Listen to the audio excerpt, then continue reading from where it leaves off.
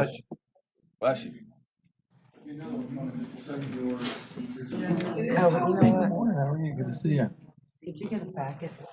No. Your side did. Are we supposed to have a packet? Yeah. Are we supposed to have a packet? Oh, yeah. Yeah, I was originally going to report you in my condo. So that's what I'm telling Well, this Patrick area. But you know, I've emailed Chris Patrick since she got. Oh, wait, I knew one. So I emailed this morning. I said, I need to get her district. I'll make sure somebody else. I don't want to stay involved. Yeah. I'm not going to continue the email. There's no, like, Wells loved the support and feedback. So I emailed her this morning and said, hey, I'm just checking. Do you want me to give you feedback? I don't know why she wouldn't. Yeah. Even her office didn't respond. Your packet. Oh, thank you. Oh, it's light, easy reading. I love it. Yeah. I have, so, You do. so 2 days ago, the colonel gave me something to read. It's like 186 pages long. Point. I picked up yesterday, or it was yesterday. I picked up the packet for the, and now I gotta learn. Yeah. Yeah. And that scholarship stuff's hard. It is. It is. I'm gonna work on it a little later today.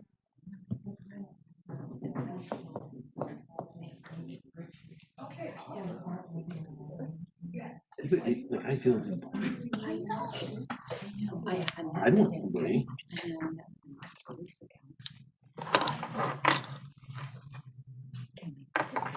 Tania. Yeah. At least, sure. There's Tania. Hi, Sandy. Hey. Status report, presentation. Hair looks cute. Did you? Grown out. All right, let me turn off my phone. Morning. Wait a minute, am I here or there? I guess it doesn't matter. Does it really matter? Okay. I don't know. Oh. You never know where this thing is.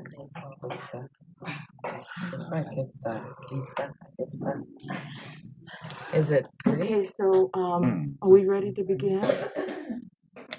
All right, let me turn off my phone. So Mission Impossible. Are we ready doesn't to go begin then? Am I on? Slide yours, this sponge, just slide it back in here. It should. We mean, Yeah, it's on. It's lit. oh, okay. Gotta get my reading glasses, Yeah. sorry. Okay. Then we'll go ahead and call the meeting of the MPO CAC Citizens Advisory Committee to order. And first thing we'll do is take attendance.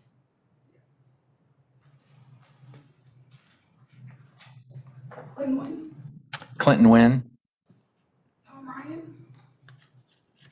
James Mallow, sorry.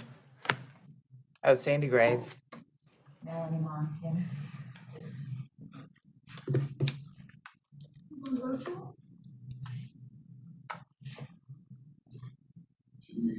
I'm sorry.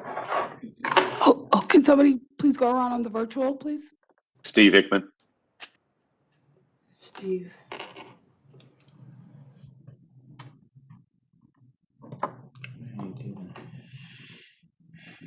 Are there any other CAC members on the virtual? Is Stevie the only one on virtual then? There's two people other than what's on the screen, but I don't know who they are. Yes, Steve's one of them. Is Rob Cirque on virtual? Lee Henley on virtual? Larry Guilford on virtual? Christy Zimmer, Ashley Hensel just came on, Christy Zimmer, and Joseph Brian from Turnpike. Okay. Ian Norris is not on virtual? Okay, thank you. Christy would be a guest. I'll try to keep an eye on it.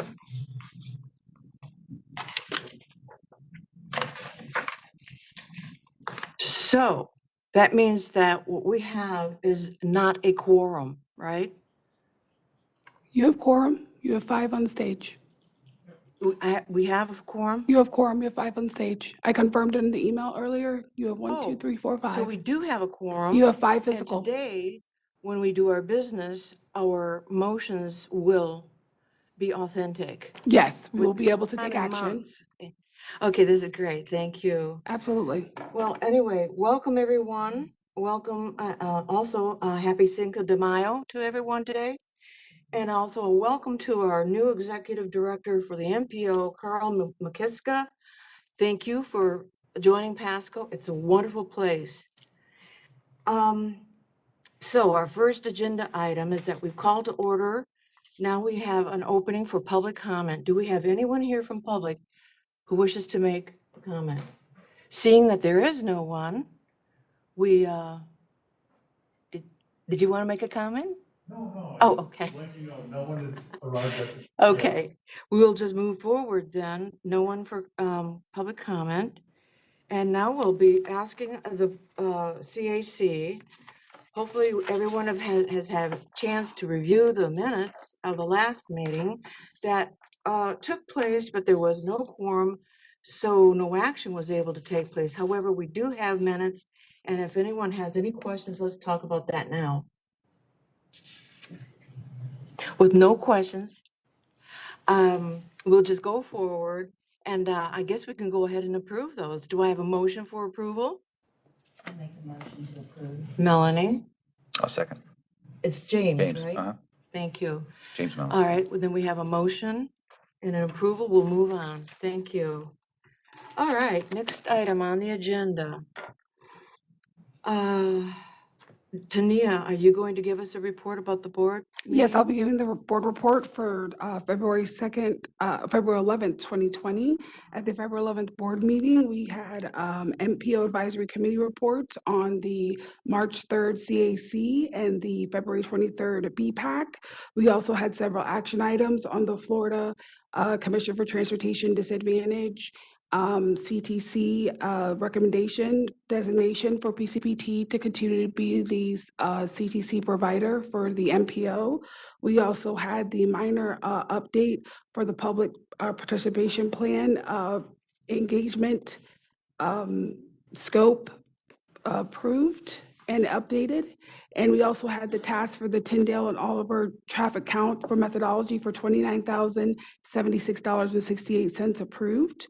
In addition, we had a tip-stip amendment for $6,161,504. And also we had the Florida Department Annual Joint Certification approved, and we reviewed the findings in our joint certification. All right. Do we have any questions regarding that particular report? With none, we'll move on. However, I do want to recognize that Tom Ryan from the EDC has now joined our committee. All righty. Hello, Tom. Moving on, let's see. Let me get to my agenda. Okay. Report. Now we go to the action items. Action item 5A, Florida Commission for Transportation Disadvantage. Who's going to speak on that? Will you? I will. Thank you. I'm back again. So as I said earlier, in this meeting, I just wanted to preface with, we know you had concerns earlier in the year with us retroactively coming with you with board items that were approved. This agenda, if you notice, is rather lengthy because we came together and collaborated and tried to make it where it's kind of a mixture, where we front-loaded the agenda with items that we did take to the board previously and items that we know we're taking in June. So that way we are trying to come fresh to you in July with new items. And so now we should be on track going forward with all items that are fresh coming to you. It was a little bit of an adjustment going to that bi-monthly meeting schedule. So hopefully moving forward, we'll be on track. So as I said before, we did go to the board on 2/11/21 to provide a recommendation to have PCPT be our community transportation coordinator. Every 5 years, we have to provide this recommendation to the Florida Commission Transportation Disadvantage department up in Tallahassee. They have been our community transportation coordinator for the last 5 years. They've provided good service. They've they've actually provided better service and provided better transit software. And the MPO went ahead and recommended them again for another 5 years. We complete this cycle at the end of May when we take it to our Transportation Disadvantaged Local Coordinating Board, where they will do the final approval, and then we'll send that to Tallahassee, and the cycle will be complete. We do have Kurt here if you have any questions for the services that he provides. Do we have any questions from the committee? Okay, this is pretty much regular business. CTC when you actually, It is part of PCTC. this one here? Test. Kurt Scheibel, Pasco County Transportation Director and CTC current. I'm actually the CTC by record, but Pasco County and I oversee the program. Basically, we work with our 5310 agencies around the county, and we make sure that they are meeting the specifications. This allows them to get a lot of money. If you don't know, I believe it's A-Fire has moved right down the road, the old church down here. That's one of our CTC coordinated contractors that we work with. Allows them to get funding, vehicles, things like that to help continue to do the good things that they do. We also have Arc Nature Coast. We have Gulf Coast, the Jewish Gulf Coast families. I know I'm messing this up, but Jewish Gulf Coast families and community services off of Darlington. They're another one that we have that we support. So this is a good thing for us. It helps make sure that we're coordinating the transportation and we're not spending money 3 times for the same job type of thing. So we have very specific things that go out there and it works really well. Any questions? I would just like to comment. This is an excellent program, and is it renewed annually? We get funding annually through their trips and equipment grant, and there's also opportunities for other opportunities like the Goldman, I can't think of her first name, Cheryl Goldman, I believe, grant award, I believe is what it's called. And so we don't take advantage of that. I leave that for the 5310 folks to go out and get that funding. But it provides service throughout that, so we get that annually, but the actual certifications every 5 years. Mm-hmm. And how long has the county been involved in this particular program? As long as I've been here and longer. So I don't know the exact date it started. No, that's all right. It's been a long, I'm probably since the beginning of the CTC program. Well, it seems or like an CTD program. excellent program and needed by many of our populations, our citizens. All right, do we have any questions from anyone who is online virtually? So we need to take a motion on this, right? Yes. Okay, so I need a motion to proceed. Do we have a motion? I make a someone motion give us that we a- proceed. Motion. Okay, Tom, That's do we have a Sandy. second? Second. Oh, I'm sorry, did I not hear you, Melanie? That's okay. Sandy. It was Oh, Sandy. Sandy. Yeah, Okay, so Sandy we have hit a me. I second. don't care. First All or in second, favor? I'm good. Aye. Aye. Aye. Okay, so we are completed with this particular item. Next item, 5B. That'll be, CAC Advisory Board members for Metropolitan Planning minor update. that'll be Casey Kersey with AECOM. She'll be presenting the item of the PPP minor update. Okay, thank you. Hello, Casey. Good morning, everyone. I'm Casey Kersey with Citizens Advisory Committee, speaking to you on some minor updates to the public participation plan. This is not a major update. These minor updates reflect the need to integrate the hybrid virtual world that we've been living in. So that's mentioned in the PPP as a tool. I do want to make note, it does not take away from any of the things that were in the public participation plan or the options we have to hold in-person meetings or go back to the way that we were engaging with our citizens. It just adds the ability to do hybrid virtual meetings to that. The other notable part is we're putting in there a new plan for the MPO as their active transportation plan. It is not a product that this MPO has created before. So the PPP has a minor update to include and acknowledge that that plan will be something that they can do going forward.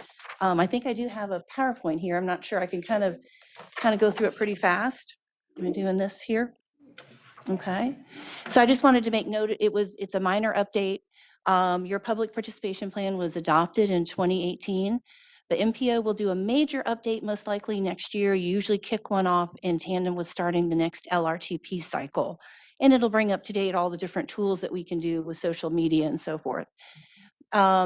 Really, why are the minor updates necessary is to include this new hybrid world as an accepted tool that the MPO can use. And then that's exciting. The MPO's first active transportation plan is being added as a product. So I needed to get it into your PPP before you could kick it off in July. So that's what's important about this minor update here. And we have created a tool, I think you had it on there I suspect all of you know how to go to the MPO's website and find the agendas, but we did a little guide on how the public can access all these different things that go inside this for public comment. And then that's the comment form for the public that's electronic, that's on the county's website. And it is evident on the MPO website as well as throughout the county for all the different departments for that. So that's very important. The YouTube viewing and how to comment and so forth. So that's all brought into this minor update for the PPP as we go forward. Let's see here. Does that end it? That might end it. So the PPP minor update has been put on the website for comment. A public participation plan per the feds requires 45-day comment period. It's the most lengthy. It's more than an LRTP, which is 30 days. So even minor updates must be put out there for public comment. And it's been out since April 23rd, and it will wrap up June 10th when we come back to the MPO board. As of yet, we have not had any public comment on it. As I said, it's a minor update. It doesn't really change any of our tools and activities. So for the action today is just your recommendation that the MPO go forward and consider any public comment and that they can adopt these minor updates in June if you're comfortable with what we're presenting. Do we have any questions for Casey?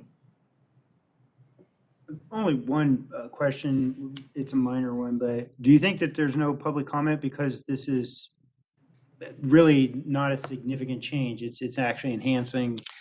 My guess would be yes. And Tom, quite honestly, right now, Tania does all the advertising requirements. It goes out on the county's website. It goes out into the newspaper. So the public gets notification that this update is out there. Gets all the same press releases through your PIO office. And I suspect they look at it and say, okay, we already know that. We've been living in this virtual world. So the MPO and Tania was fantastic about jumping on this and saying we need to make sure it's represented correctly in our public participation plan. Right. So it doesn't take away any of the activities that were already occurring for engagement. And those are still options absolutely going forward. And it's, my question is not to lead you into, defending or explaining. I'm just wondering if we're seeing a drop off in public interest because of this. There's no newspapers, print editions. Everybody is so overwhelmed with technology right now. Do you have analytics that are showing how many clicks you're getting on the website? Because that's really how we're going to have to go forward on this. Well, let's mix and match a little bit because those are great questions. And those are questions we're going to have to consider going forward when we do a major update is how effectively are we reaching our public? And that is still new to all of us. It's new to Florida. It's new to the national MPOs. Are we being effective in engagement? And you do have to set up those analytics when you put things out on a website or whatever for impressions. Your PIO officer is amazing. And if you haven't had a chance to go on the Pasco website and put media and communications department, they've got podcasts going on. They have a Pasco TV that runs 24 hours that the MPO puts things out. The Darker in the Mornings was out. We were about to have another one come out with Carl and Parks. I've got the draft for Tina to look at today. So the public really is getting a lot of access to this information. You have a My Pasco app. You may all have it on your phone, and it scrolls. You have Facebook Live.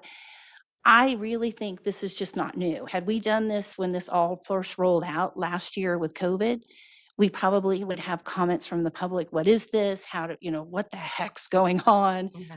But we've all become a little bit more savvy. Yeah. I'm still excited when I can get my computer to turn on, let alone Well, as long as Yeah. we even get thumbs up or something, Yeah. I know with, if you follow the planning commission meetings, the board meetings, transportation is brewing very rapidly in the community as being a number one issue. Mhm. Not that it hasn't been in the past, but sometimes it goes to the back, and then comes forward.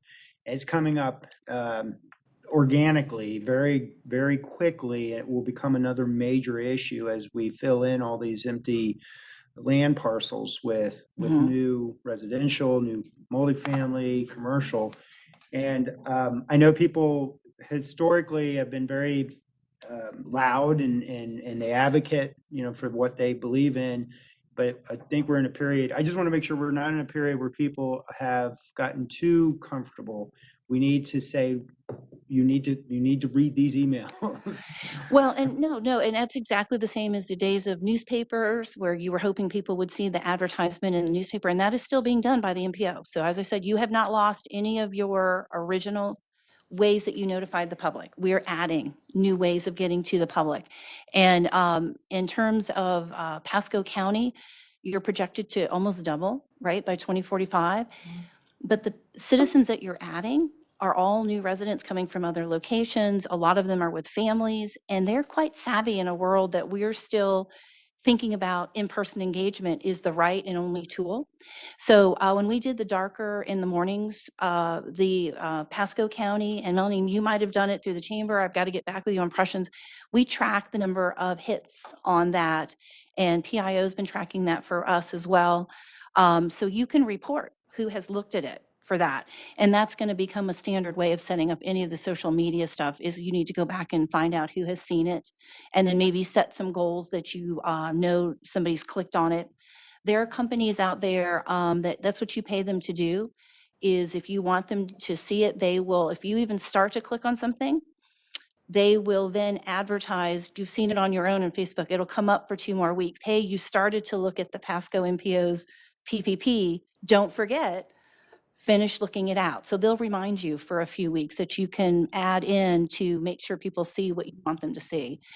But it is a changing world for all of us from the days of newspaper and in-person engagement. Yeah, This see it as a good thing. This adds more access to our citizens than we've ever had before.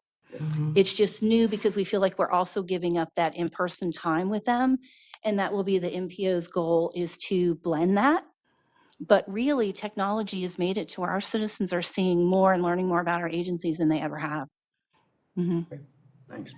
Thank you, Tom. Any question? Good. You're all set? Okay. How about others here? Do we have any questions? I just want to say, yes, your PIO is amazing, Mhm. and I really watched everything that she sends through and try to push it out social media because I do think that people are more aware of what's going on in the county because they see these things out on social media now. They are, and in your car, if you just click on my radio, I plug it in to just play on the radio and I'm not watching anything. I'll listen to the podcasts going on for Pasco County. I listen to Pasco TV Live because it's on a string, right? You can't fast forward. And I'll listen to everything to get to the MPO's product. So, but it's amazing what's going on in this county that's out there through social media that we have to, as a CAC, start also entertaining ourselves so we can learn about our county. And I do it instead of feeling like I have to commit that time and just watch it. I put it on in my car and I just listen as I go and I'm picking up so many things that I'm not just visually looking at the phone, I'm just listening. And PIO has been just a fabulous partner to the MPO for that. Right. Right. Sandy, did you have any questions? No. James, Sounds did you good. have any questions of Thank you. Casey? Also, I noticed, Casey, that when I go through my daily news email, Mhm. I found from the MPO office, MPO seeks public comment, and it was a memo for people like me that still like to look at paper. You got to make a quote We for make me. sure, Marilyn, Marilyn. put that It, in. it comes You made my through. day, Jania's day. Thank you. I like that. So anyway, I wanted to say thank you. I mean, you're really doing a terrific job getting this word out. Now, do we have anyone on virtual that would like to ask Casey any questions? All right, then we need a motion for this, right? So, motion, please. I'll make a motion. That was Clint. And second, I'll second. James. And all in favor? Aye. Aye. And thank you, Steve. Okay, it looks like we're all set then. Thank you, everyone. Always a pleasure. Thank you, Casey. All right. Now, we are to item 5C, correct? Yes. Thank you. All right, item 5C, MPO staff, Tyndale Oliver Associates scope. Tania? Yes, I'll be presenting this. Thank Thank you, you. Marilyn. So the MPO has requested Tyndale Oliver provide a traffic count methodology scope and the task order amount of $29,076.68. As you know, last year when we entered into the pandemic, unfortunately, certain tasks that we've done went on hold. The traffic counts was one of them. When we came back into our MPO regular session, we said, okay, well, this is a task that we need to get done. We wanted a more formalized plan in the MPO. We requested Tyndale Oliver to do so, memorializing a traffic count methodology that will provide us traffic counts to assess safety crashes and look at all the incoming population throughout the Pasco County area as we go into our active transportation plan, as we're looking at Vision Zero. We've completed Vision Zero 1, we're going into Vision Zero 2, and we're going down the safety route in the MPO now. We really want to look at the data. So we are now engaging Tyndale and Oliver in this task. And this will also help for future, actually planning out future traffic counts. So this is why we're requesting this task to be approved. Okay, very good. Questions, anyone? Well, you actually mentioned something I brought up as I was reading this through. It appears that this information will be helpful to the Vision Zero project. Very good. Well, that's 29,000 plus. So do we have a motion to pass? Motion, please. moved. Clint, do Tom? you have a question? You look like you have a question. Oh, Clint. I did have one question. Can we go back to that? Sorry. I should have brought my glasses that I use when I need them. That's why you look like you had a question. You're squinting. Sorry. No, that's all right. With all the growth and expansion that we're doing, are there any roads that they are unable to do any counts on now that are, having all the construction, like say 52 and 41 and 56 and 54, that they can't get an updated count on? Or is that like just a non-issue? I just was curious. Excellent. Yeah. Hello? Oh, okay. Excellent question, thank you. When we have roadway construction taking place on a facility, it will change the traffic patterns that we do see, and those counts then are somewhat compromised. We can still take those counts, but we have to note that there is an outside influence that is altering the counts that we're seeing. In order to get what I'll call a true count, we want to do that when there is a non-construction activity taking place. It's just a standard facility in its natural state, if we will.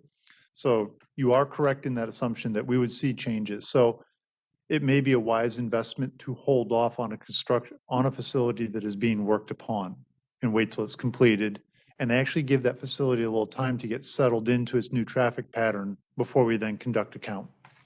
Because I kind of like, they're starting to build schools now, but we're having a rapid growth of people that are moving into the area, but that count is not being conducted. If, you know what I'm saying? That was just an example, maybe a poor example, but I look at 41 right now, there's a lot of growth on there, but I'm sure they can't do a count right now because of all the tearing up of the roads and stuff, especially with the new structures going on either side of the road too. So. You are correct in that. Yeah, good question, Clint. Thank you. Okay, with that, do we have any other questions? Then I'll need a motion for approval. I already gave it. Oh, you made it. Do we have a second? Second. James, did you second? Oh, Melanie? Melanie. Melanie, second. All in favor? Aye. Anyone opposed? Thank you. All right, looks like we're set with that one. That was item 5C, correct? We are now moving Yes. on to item 5D. And that is the TIP, Transportation Improvement Program. You will discuss that? Pam? Yes. Thank you. And earlier, we had taken this to our board again on 2/11. They approved a FDOT tip-stip amendment. The 3 segments that were approved was from US 98 from 301 South to US 301 North. And then we had US 98 from Polk County line to Old Lakeland Highway. And then the 3rd segment was from US 301 to south of US 98 to County Line Road. And we had the TIP amendments, we're adding preliminary design funding to develop concepts in conjunction with the PD&Es and acquire a parcel from a willing settler that was identified during the PD&Es phase for the project for US 98 from south of US 301 to north of US 301. So this was actually infusing money into our TIP to actually get this construction kind of going right away. We did not want to turn this down, as we like to infuse money into our county, right? So we made sure that we got this TIP-STIP amendment completed. I noticed that it's going to be effective more to the east and northeast county. Yes. So do we have questions? Clint? This may be a crazy I'm question, sorry. I don't know. So this construction then will start, do we know when, or? I was trying, is it pretty quickly then? It will be pretty quickly. Jensen, do you have, Jensen Hack is online from FDOT. Do you have a construction date for the amendment? Not yet, as of yet. No, I'll kind of cover that a little bit in the presentation coming up in a second, Okay. but as far as that, Melanie, there isn't a set construction date at this time. Thank you, Jensen. You're welcome. I got a question for y'all. Mm-hmm. Are there any strings attached to this, getting this done activity of the actual project? No, and I don't believe so, but Jensen, like you said, there's a presentation coming up. I don't think there's any strings attached. No, but like if there was a deadline, or if there was other things of like different things that they would have to follow to, like with sidewalk, just kind of like all the other roads. You put the road in and then they forget about the other important parts around the roads. So I don't believe so, but Jensen has a presentation coming up Mm-hmm. and one more item. He'll go through it. He actually has Ashley Ansel as well from DOT. They'll both be co-presenting. thank you. Thank you. I got a Any other question. questions, James? Yep, I do. So the US 98 from 301 south to US 301 north. I see on the other 2 forms, I see that it says going from 2 to 4 lanes. And on this, it just says add lanes and reconstruct, where it says locations, type of work. Is there any reason why it wasn't, like, is it gonna be 6 lane or 4 lane or? And in the presentation that Jensen has, he actually has this all flushed out in the presentation. So he's going to go through that in the next, because we had to modify our LRTP to amend this to actually put this in with the dollar amounts. So he's actually, FDOT's going to go through the whole entire presentation to break it down for the CAC board, which will also help with all the questions. So that's why we're saving this for the phase part E, because I put it in with the LRTP amendment. So we'll all be able to have our questions answered. Thank you, that's good. But in the meantime, we do need a motion for approval on this item. We do. Motion. Melanie, I'll second. who was that? Sandy, Andy, second. Oh, okay. All right, 2 again. Steve, all in favor? Aye. Okay, it looks like we have an approval with that, and we will move on to item 5E, US 98, US 301 corridor. Is this the one that Jensen will be taking? Yes, so just a precursor, as a result of the TIP-STIP amendment, we had to ensure in our long-range transportation plan for consistency of planning that all our documents provided the same, reflected the same amounts, reflected the same projects. So the MPO had to do a LRTP or a long-range transportation plan amendment. So we brought this to the board as well on April 8th to amend our document to reflect that it was showing the correct amounts and to kind of true that up with the projects that were reflected. So Jensen's actually going to go into great detail about the project and how the projects are actually fleshed out and where they're going in the actual construction and PD&E. All right. So with that, I'll give you Jensen and Ashley Hensel. Thank you. Jensen? Hi, good morning, CAC. Hope all is well. Jensen Hackett with the Department of Transportation. I just wanted to do a quick clarification on the TIP-SIP amendment that you all just talked about. Under the US 98 from 301 South to 301 North project, that's the northern project in Pasco County. I did check on that. It is 2 to 4 lanes officially in what we call our work mixes. I don't know why it wasn't listed as part of that in the actual TIP document, but it is 2 to 4, just the same as the other segments along US 98 301. So just a clarification for that one. So I am going to run through the projects with you all in this PowerPoint presentation. And it's just talking about the US 98 301 corridor and the project development and environment studies, the PD&E studies for this LRTP amendment.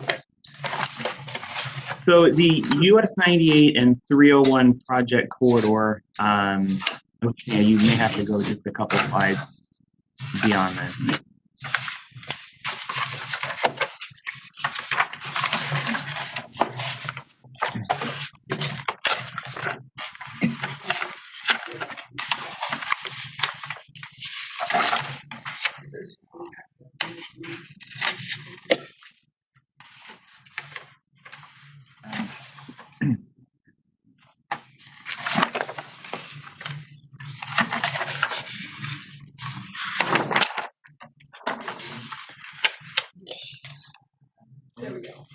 There we go. Yep, that's it. Okay.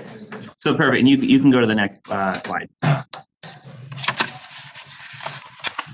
All right, there we go. Sorry about that. So the US 98 US 301 project corridor, there's a map on the left-hand side that shows each of the corridors that are part of this LRTP amendment. The corridors pieces that are highlighted in black are currently already 4-lane divided along that corridor. So north of the city of Dade City to just south of the Pasco-Hernando County line is already 4 lanes divided. And then that little segment between US 98, 301 and Clinton Avenue and the southern limits of Dade City as well. So I'm going to be highlighting the other 3 projects that are here within District 7. The one that is grayed out in Polk County, that is actually part of District 1.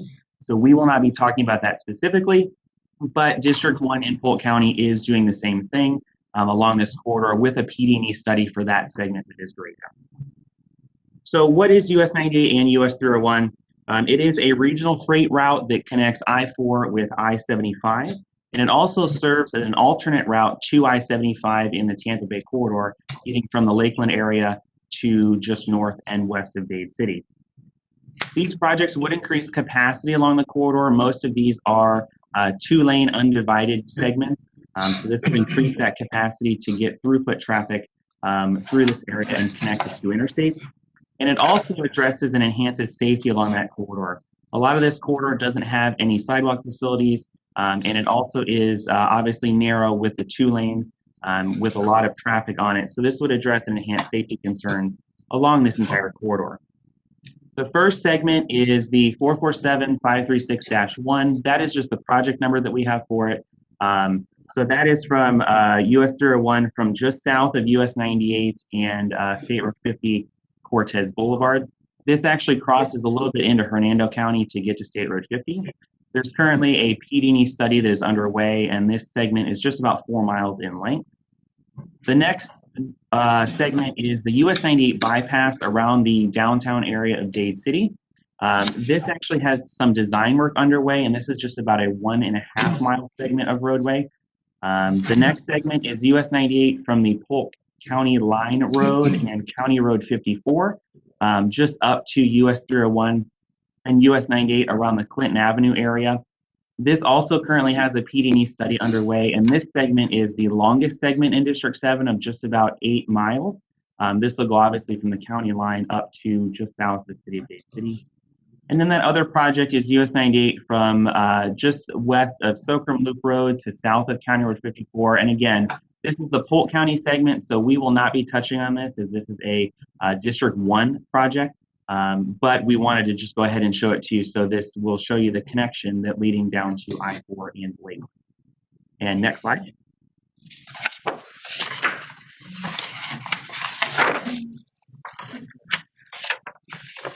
So that first one that I want to talk about is the segment that is closer to the Polk County line. This would be widening from 2 to 4 lanes. Design segments of this, there are 2 of them. There is one that goes from the Polk County line to Old Lakeland Highway. Currently, it's an existing right-of-way of about 160 feet from side to side, but there is no right-of-way anticipated for this segment along this portion of the corridor, just because the right-of-way existing is already wide enough to fit a 4-lane divided highway in that segment. The next little piece of this is actually from Old Lakeland Highway to connect to US 301. This is part of that Clinton Avenue realignment that is realigning the intersection there. This was done by our Transportation Planning Department just a little bit ago with a PD&E with a public hearing to go with that. And so that kind of just connects US 98 with the future State Route 52 coming into Clinton Avenue. This one is a new alignment, and the proposed right-of-way is approximately from that 160 to 180 foot cross section. This would fit a 4-lane divided roadway.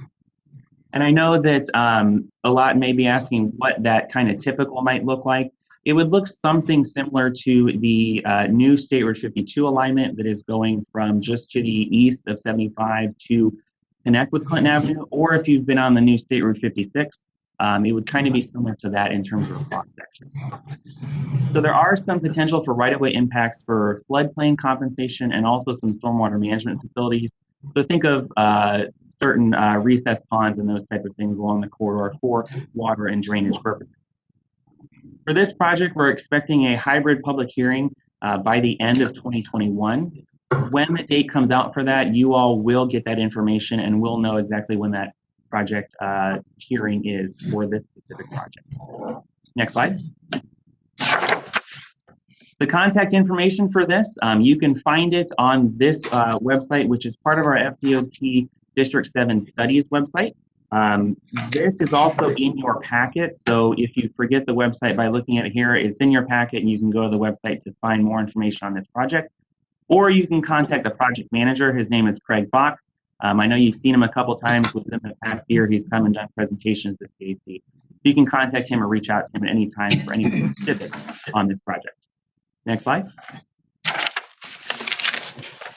All right, and the next project I'm going to talk about is the Dade City Bypass. This is project 256423-3. This goes right around the downtown core of Dade City. Design is currently underway from widening this from 2 lanes to 4 lanes. A PD&E was actually approved back in April of 2002. Since it has been about 20 years from that, we will actually have to go and do a PD&E reevaluation, which will reevaluate that original PD&E from 2002, just to make sure that stuff in that area is the same. And if things have changed, we will pick that up within the new PD&E reevaluation. The existing right-of-way is the tightest through this portion, obviously going through some portions of Dade City here. So it varies from about 60 to 100 feet. Additional right-of-way may be required for certain roadway and stormwater management facilities. Those, again, will be flushed out in that PD&E reevaluation, so we don't really have any information on that at this time, but we know that is a possibility of some right-of-way acquisition for the stormwater management facilities. We're also looking as part of that as part of the reevaluation for the potential of roundabouts at certain intersections along this corridor. Obviously, being a more urban piece of this corridor, we would like to take into account some of the procedures that are going on within the city of Dade City. We are already talking about a roundabout at State Road 52 and Meridian on the west side of Dade City. So looking at all these alternative intersection concepts, some of those intersections in Gate City would be part of this reevaluation for this specific corridor. And next slide. And again, here's contact information for that project as well. You can find this on our FDOT District 7 Studies website, or you can reach out and contact the project manager, who is Kevin Lee, in our office for any specific questions about upcoming potential dates. For this one, we don't have anything yet on the public hearing, but again, as soon as we find that out and have that information, we will let you know first thing so that you guys are all involved in the public hearing portions of these projects. Next slide. Can I make a suggestion? Yes, sir. A suggestion? So if you could go back, I apologize, I should have asked you to hold on, not that, this one right here. On the potential roundabouts, so since this corridor is a rural freight corridor, as was mentioned in the very beginning of your presentation, so I work with the owner of the Dade City Business Center. I also work with the city of Zephyr Hills as it relates to trying to attract target industries into what will eventually be feeders into this new corridor.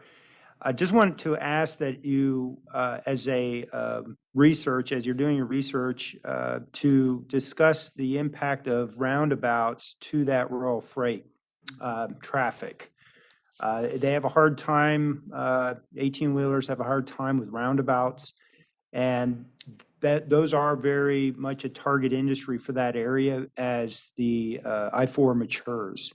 So I just want to ask that you look at that a little closer, maybe doing some interviews with some of those industries that will be using that road or that route. Yeah, thanks for that, Tom. That'll actually be part of when that PD reevaluation gets underway. That's part of our ICE, which is our intersection control evaluations. So we will look at that extensively to make sure that roundabouts would be an actual plausible intersection control as part of those. And if there are issues or if freight traffic is too heavy, then obviously those in that ICE process would go back to a standard signalized intersection. But again, that's all up in the air right now, but we will definitely look at that as part of this PD reevaluation and also into the design phase of this. So there will be plenty of opportunity to make sure that anything like that would be taken care of in that process. Alrighty, so the next one, this project actually has a project manager who is here. And I'm going to turn that over to the PM for this project, Ashley Hensel, to continue with this segment north of Dade City into Hernando County. Thanks, Jensen. So as Jensen mentioned, my name is Ashley Hensel. I am the PM on this section, US 98, or excuse me, US 301 from south of US 98 to State Road 50, 447-536-1. And I also have on the line today is Jeff Novotny. He's our consultant project manager. So if you have any questions, hopefully between the two of us, we can answer those for you. So this segment, like I said, is from south of US 98 to State Road 50. This segment will be divided into two design segments after we complete the PD&E study, and that splits at the county line. The proposed improvements, the existing right-of-way varies through this corridor. The minimum width is 100 feet. We are looking at additional right-of-way that will be required for the roadway improvements, as well as stormwater management facilities, which are pond sites, floodplain compensation sites as well. And then there is a bridge that crosses over the Withlacoochee River. We'll be holding a hybrid public hearing, which is both virtual and in-person components, and that will be on June 24th to present the preferred alternative. Next slide, please. So US 301 is a main north-south arterial highway in both Pasco and Hernando counties. It connects a number of regionally significant corridors, including State Road 50 and US 98. The purpose of this project is to widen US 301 from a 2-lane undivided facility to a multi-lane divided facility, a 4-lane facility, to address existing safety issues and accommodate future traffic growth. This segment has a high crash rate that ranges from 2 to 5 times the statewide average for similar facilities. This corridor is an important freight route, which we kind of already talked about, that spans from Sarasota to Delaware.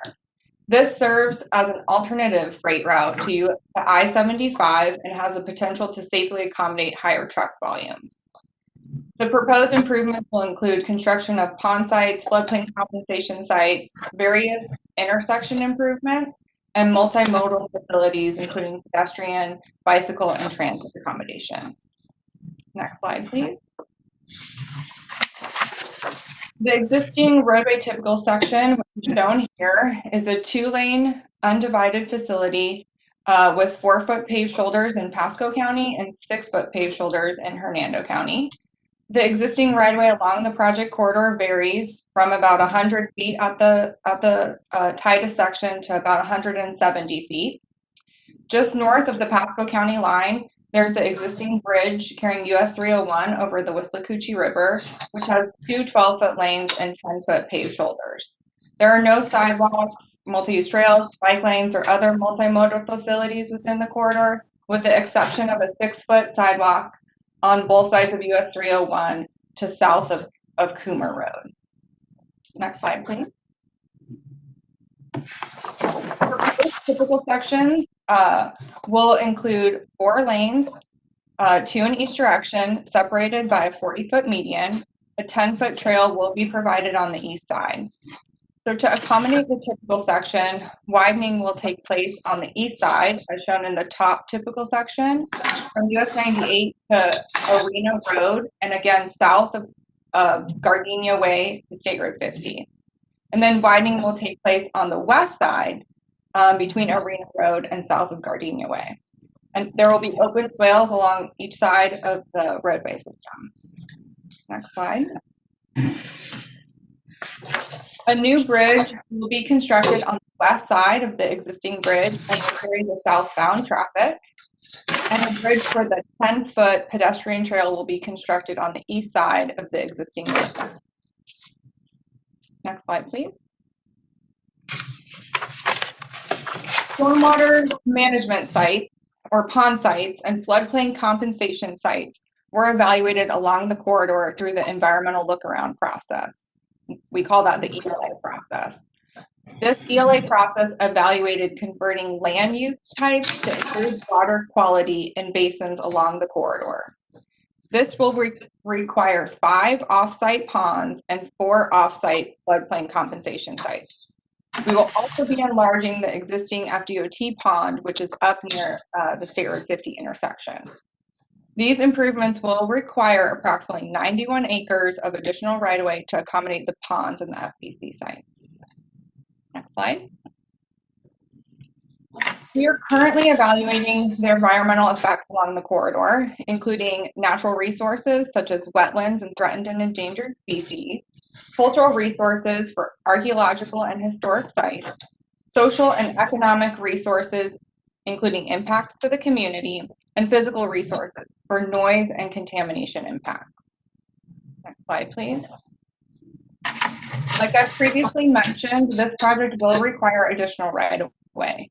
We anticipate 36 full or partial right-of-way acquisitions will be needed, including 1 residential relocation and 2 business relocations. Our right-of-way office is available for information related to right-of-way impacts or relocations, and will also be available at the public hearing, both online and in person. So where are we in the process? We're currently finalizing our environmental documents and all of our technical reports in preparation for the hybrid public hearing on June 24th. Next slide, please. This public hearing will be held both virtually and in person. Attendees will have the option to attend virtually through a go-to meeting online, to attend in person at the Ridge Manor Community Center. Both formats will begin at 5:30 with an open house where attendees can view materials and ask questions to FDOT staff, and a formal portion will begin at 6:30. Those wishing to attend virtually will be required to register on a website ahead of time. We'll be sending out newsletters to residents along the corridor and within the community, let them know about the hearing and registration requirements. Next slide, please. This is, again, the project contact information. This is the same study website that Jen mentioned earlier for our specific project. And again, I'm a PM at the district, so if you have any questions, please feel free to contact me, and I'd be happy to answer them for you. And then I'm going to send it back to Jensen to wrap up. Well, I do have a question for you, if you don't. It's been a couple of years, maybe a few years, since I've driven 301 to 50.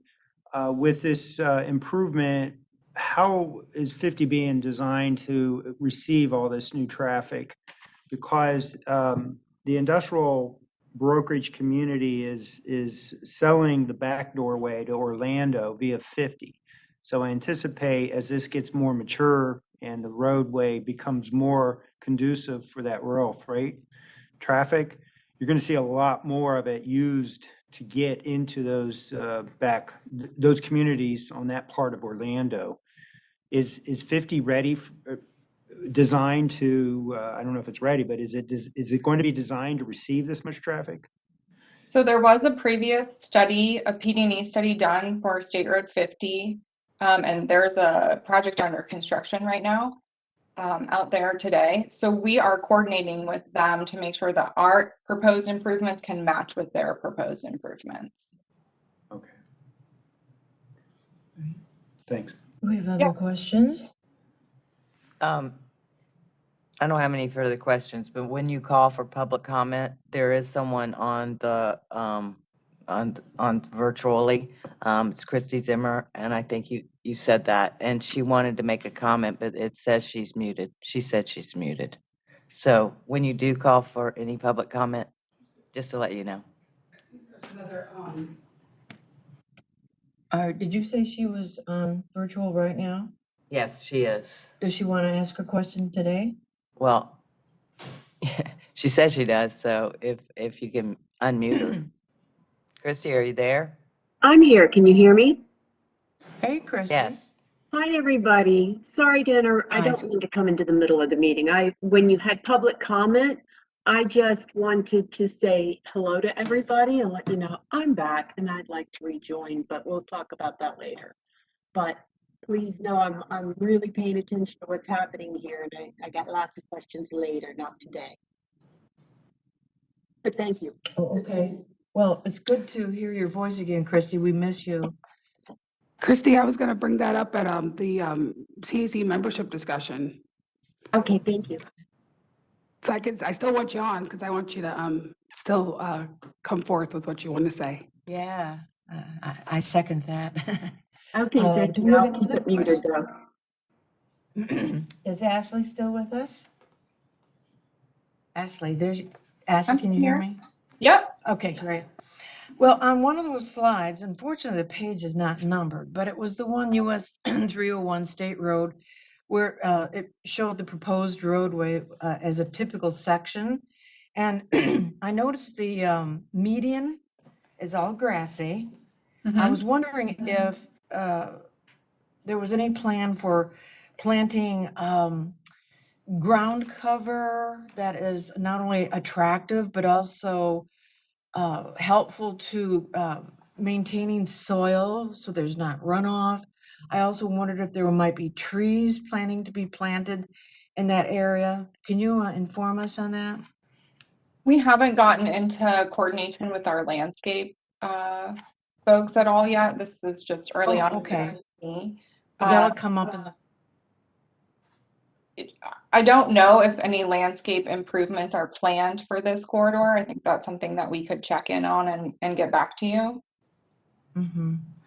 Well, it not only makes these roads somewhat more attractive, it's also better for the environment to a degree for lessening of the heat and providing some shade.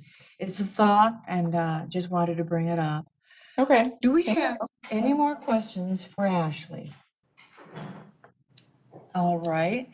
This is an item that needs to have a motion and approval. So do we have a motion? Are we gonna go back to Jensen? We're going to go back to Jensen real quick. Okay, go ahead. Yeah, thank you, Madam Chair. I just wanted to clarify exactly what you're doing because I know that we had talked about the TIP amendment just a moment ago that was actually passed by your board at their last board meeting, and then coming to you with this presentation that actually relates to amending your current long-range transportation plan, your LRTP. So what you are actually going to be doing now would be, after having obviously heard the TIP amendment, which is providing funding inside your 5-year transportation improvement program for the preliminary engineering and design and right-of-way for one of the segments. This LRTP amendment is actually going to be placing these 3 projects that Ashley and I just talked about along the US 30198 corridor into your LRTP document for planning consistency and for the full construction of the corridor in a future year that is yet to be determined. So what you would be doing now is you would be recommending to the board to amend your LRTP to include these 3 projects to be added into your document. All right, thanks for that clarification. So with that, are we ready to make that motion now? Mayor, I have a question for Jensen. Oh, okay, Clint. Hey, Jensen, I don't mean to kick down the road again on the roundabout, but was there ever a study done that shows traffic lights versus roundabouts and the flow of how much traffic actually gets through? Because I can tell you, I'm not good with roundabouts. So that's not to say it's not productive, but I just was curious if you guys ever looked at that? Yeah, so there's actually kind of 2 pieces with that. Obviously, with Tom bringing up that obviously it is a major freight corridor. So there are different sizes of roundabouts that could be had. So there's different apron sizes for certain trucks and certain truck lengths. So if it was determined that a roundabout would be a better fit than a signal, we would obviously have certain apron sizes so that they could be a mountable curb so that trucks could clear that, and that way they could get through the roundabout.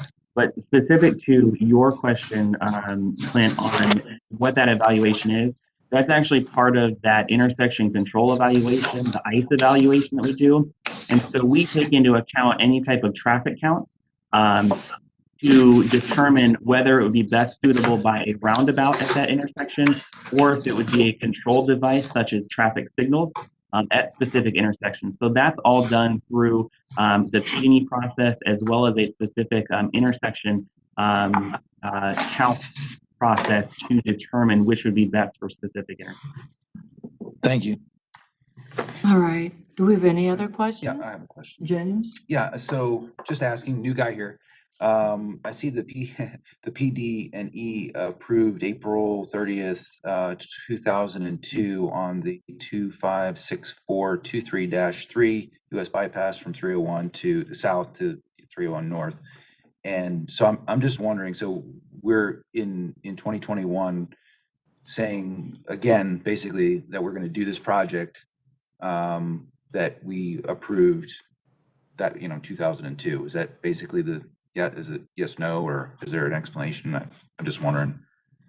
So the original PD&E was performed in 2002, and that was, I believe there was a widening project that was just as part of the Dade City bypass.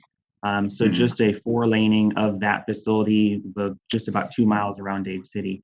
So obviously that was never constructed as anticipated with that original PD&E study. So because there is a lag in obviously almost 20 years now, we will actually have to go through a reevaluation of that PD&E. So it's a PD&E reevaluation that we will do that will go through some of the same steps that were in the original PD&E to then be cleared federally as a PD&E reevaluation. So there will be another one that will be performed before anything occurs along that specific corridor in Dade City. Okay, and I see you have project managers for each section, it seems. Is there a project timeline? I mean, I'm just wondering, because like I said, like you said, it's been 20 years. So is it getting queued up to go, or is this something that we're going to approve and 20 years from now it's going to start, or we'll do this again? I'm just not trying to be hard. Yeah, I just don't understand that. Yeah, so this, the original project, at least for that little specific piece in Dade City, was just for the widening there around the city. This specific one is coming from more or less new funding that is being, added to Pasco County. It's not something that's being taken away from any other project within Pasco County or any of your other priority projects. There really still isn't a good timeline on any of that occurring, but we want to go ahead and get at least a head start on the preliminary design and the PD reevaluation process, so that if that money does become available as part of the statewide kind of freight and rural arterial program, that we can be ready to act and all of our ducks have been placed in their rows, so to speak, so that that could begin whenever that may be. Thank you. Long-range plans are very long, Sometimes they're Yeah, very long. Sometimes they're so long. and they get extended. Okay, so, do we have any other questions? Hmm. Then we're ready for a motion to approve. I'll give the James motion. with the motion, second, I'll second. Clint, all in favor? Aye. Thank you, Steve. So with that, we can move on now. Thank you, Clint, Jensen, and to Ashley. Thank you very much for taking the time to inform us. So we're ready for item. Thank you. Yeah, item, what do we have here? 6 now? Item F. Oh, yeah, item F, 5F, yeah. Yes, Go and ahead. to Mr. Mallow's point, I just wanted to say, our previous planners that were here that have retired, their focus was widening 52, 54, 19. And so when they exited, they had completed that. They had put everything in the work program. So when they exited, 52 was the last thing that they widened. So for their career, that was their accomplishment. And so now this regime's here. And so I wonder what we will have accomplished in, the 25 years when we exit, because that's kind of how long it takes to do some of these plans. It's a long range. We try to, get some of the things quickly, but it is, sometimes it's a long range, but do not be dismayed because we do other things in the interim. And I just want you to know that's why we have you here to give this input. So don't be discouraged at the time. You working with us helps us to move things even quicker because we do need the citizens' input. Yeah, We absolutely. need Ridge Road during my life. Just wanted to throw that in there. Thank you for that. It was very encouraging. Can this regime can complete Ridge Road during my life? Yes, we are going to complete Ridge Road during your time. All I care about. So we will move on to item F. All right, then we can move on to 5F. And this is about the annual joint certification, and Tania? Yes, and so we did bring this to the board on 2/11/21. It's the Florida Department of Transportation Annual Joint Certification for the Pasco MPO. We had this annual joint certification for January 1, 2020. It goes to December 31st, 2020. It occurred this year. We did have some findings, but we are in the process of working them out. We have improved 1,000%. Our invoicing is currently up to date. Actually, we are turning in the invoicing before the 90-day period at this point. We have tremendously improved our processes. We have standard operating procedures. So it's a matter of keeping up the good work and moving forward with our plans and programs in the MPO.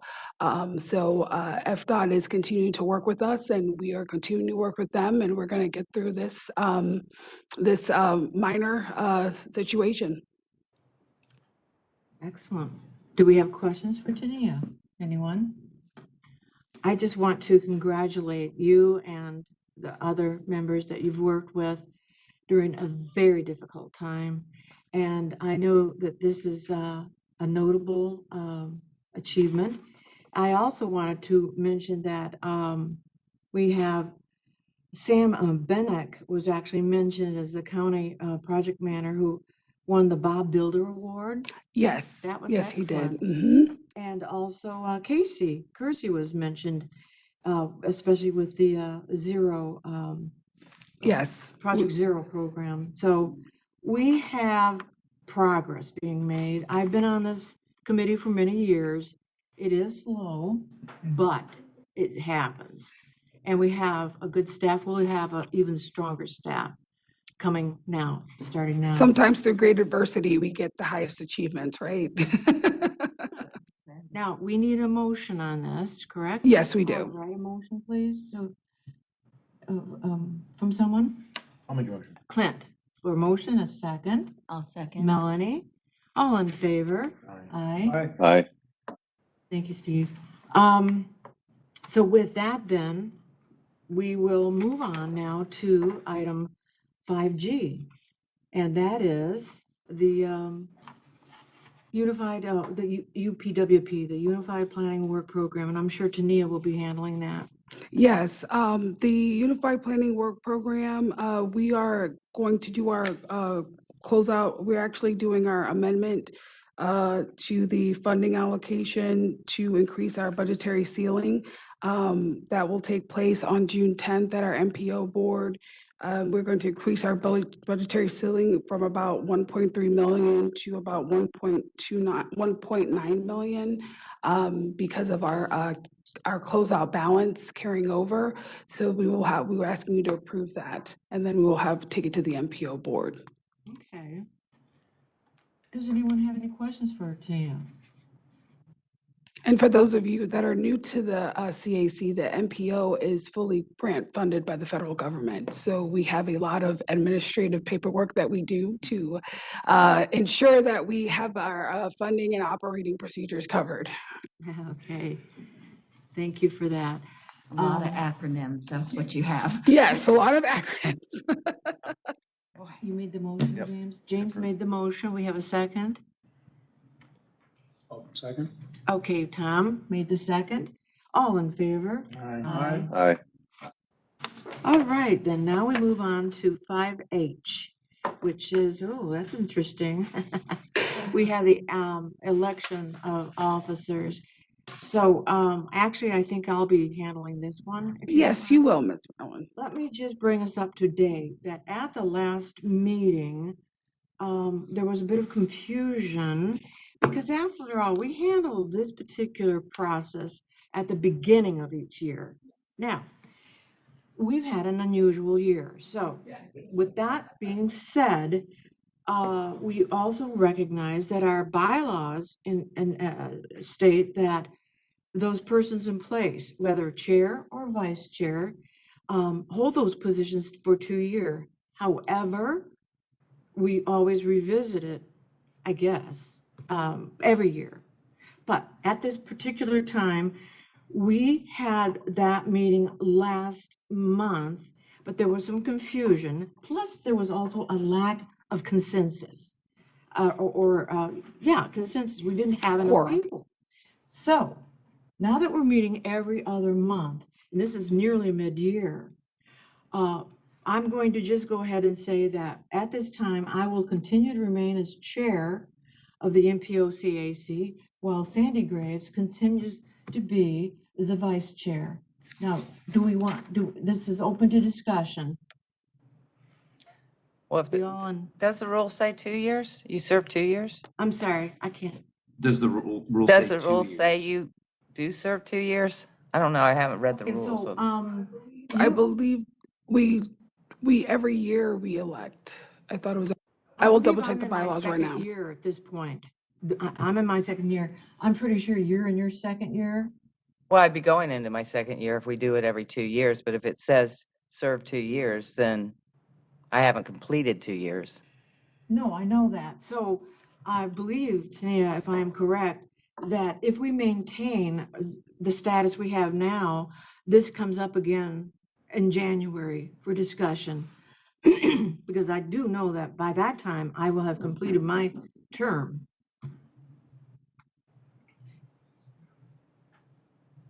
I don't know. And it says, I believe it says that you can serve up to 2 years, Oh, I see. That's So you the have to be wording. reelected though every up year. to 2 years. Am I correct on that?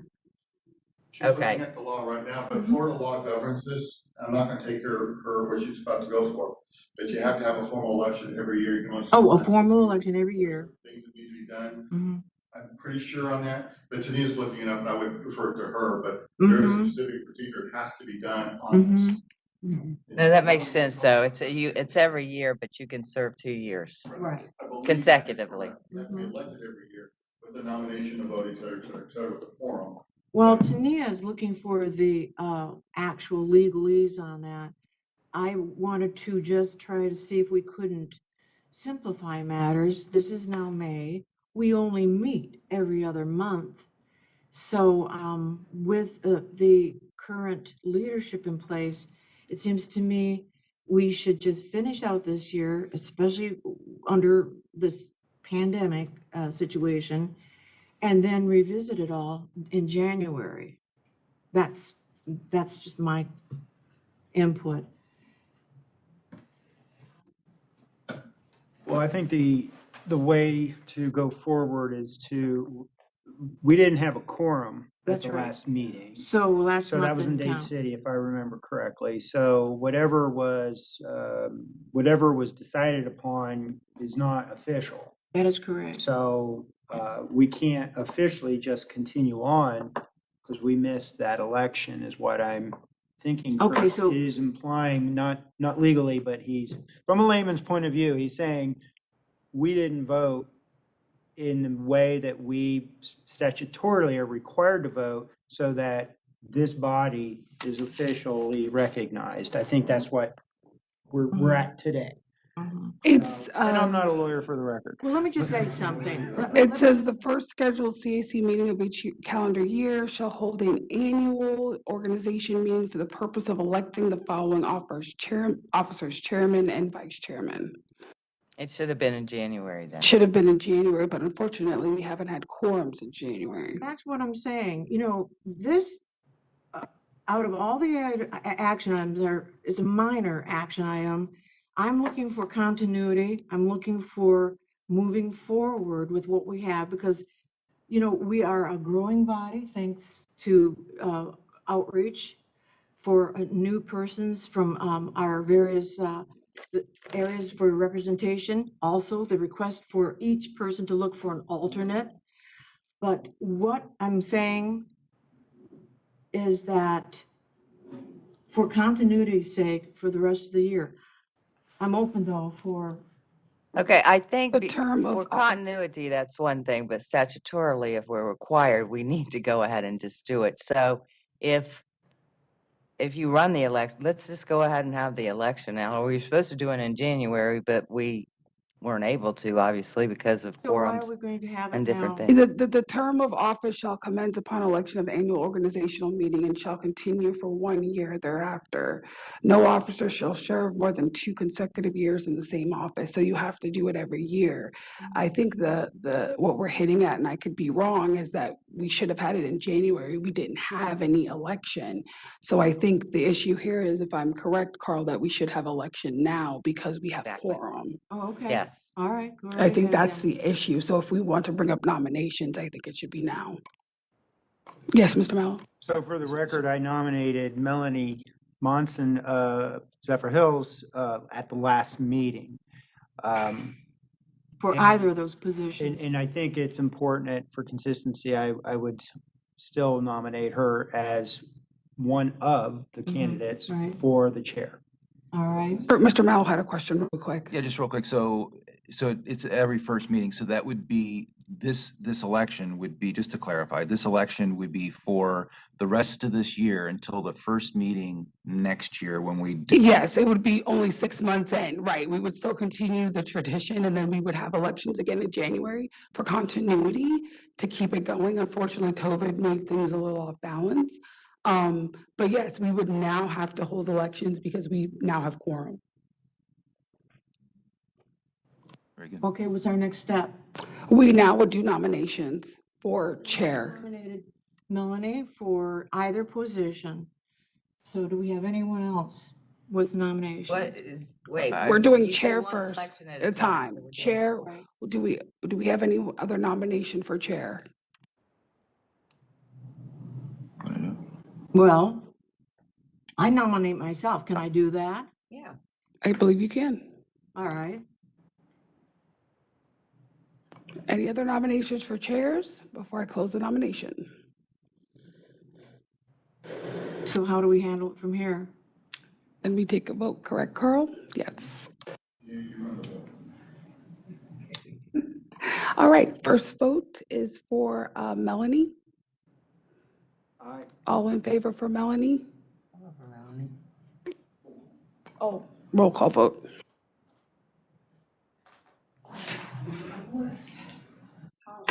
Tom Ryan, I'm saying, Clinton win. Clinton wins for Melanie. Mr. Mallow? Maryland. Maryland? So I know, but I don't know later. Sandy? For Melanie, yes. And they can vote for themselves, correct, Carl? Yes. Sandy. Online for Steve Hickman? do I have Maryland. to vote? I'm doing one at a time, yeah.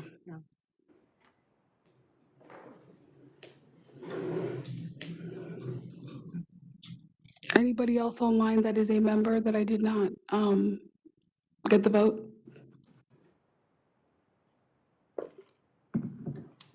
Going once? Okay, for Maryland, I believe I had Maryland, Mr. Mallow, and Steve Hickman. Are you counting the votes online? Yes, I just said, the only person online I have is Steve Hickman unless there's somebody else that I have missed. So you have my vote? Yes, for Melanie. Right, yes, okay, I'm sorry. At this time, I have a vote of 4 to 3 for Melanie Munson as the new chair. Congratulations. So does she take over now? Takes over the next meeting, correct, Carl? Okay. It's just like a Right now. commissioners meeting when they run it. Who did you vote for? Yeah, this is true. I don't mean to sound bad, but that's. You hand the gavel off. I wasn't sure if we did that the last meeting. I'm sorry. Does it happen right away? Okay, well, I guess it happens right away. Now we will do the vice chair. Kurt, you are right. I'm sorry, it's my first time doing elections of officers. Glad I have backup. And now we will move on to vice chair. Can I have a nomination for vice chair, please? I would like to nominate Maryland for vice. And I'll go ahead and nominate myself again. All Thought right, I was pretty Sandy. good vice chair. Handled it when nobody was there. All righty. Anyone else for vice chair? All right, I will go around and do roll call for Maryland. Tom? Aye. For Maryland? Okay. For Maryland. For Maryland, me. Sandy. Guess who? Sandy. Melanie? I don't like this process. Can I put that on the record? Because I don't. I will say Sandy. Okay, and Steve? Maryland.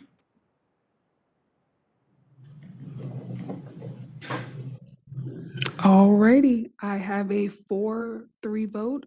Maryland is our new vice chair. Thank you.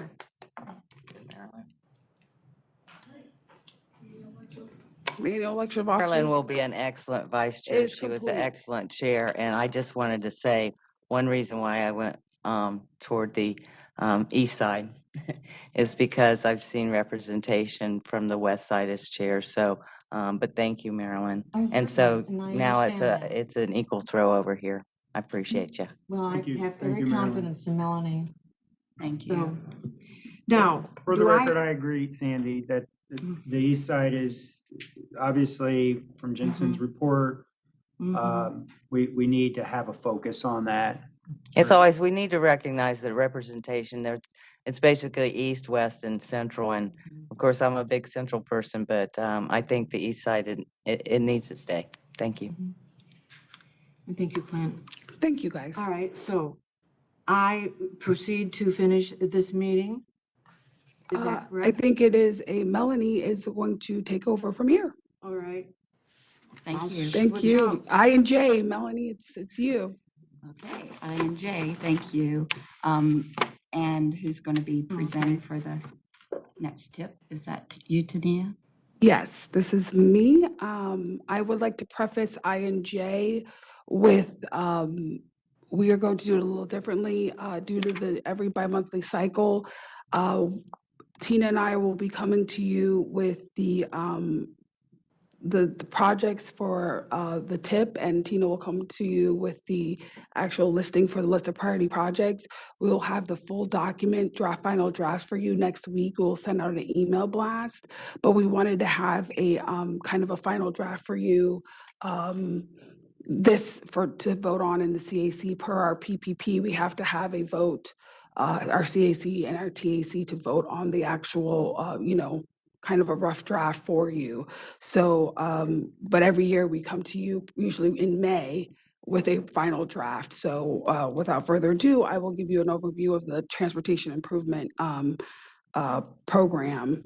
Every year we come to you with the 5-year tentative transportation improvement program. This year it's for fiscal year 22 to 26. Let me see if I can advance the slides. Oh, I can. Okay, there we go.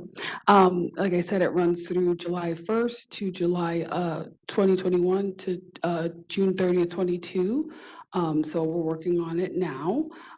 It's a 1-year proposed budget that has to be approved by the legislature and the governor. It's for 2 to 5-year planning purposes and includes FDOT's local projects and in the county incentive grant program and the regional regional incentive grant program that we do, which is called the TRIP, which we work with FDOT on that program. After the governor signs the work program, the first year is included, the state budget and the work program is considered adopted. And the projects that are included it's pretty much everything: safety, security, system preservation, multimodal enhancements, operational improvements, capacity. And we also base this on all priorities: the MPO priorities, the TMA priorities, T-BARTA priorities, the strategic intermodal system and FDOT priorities.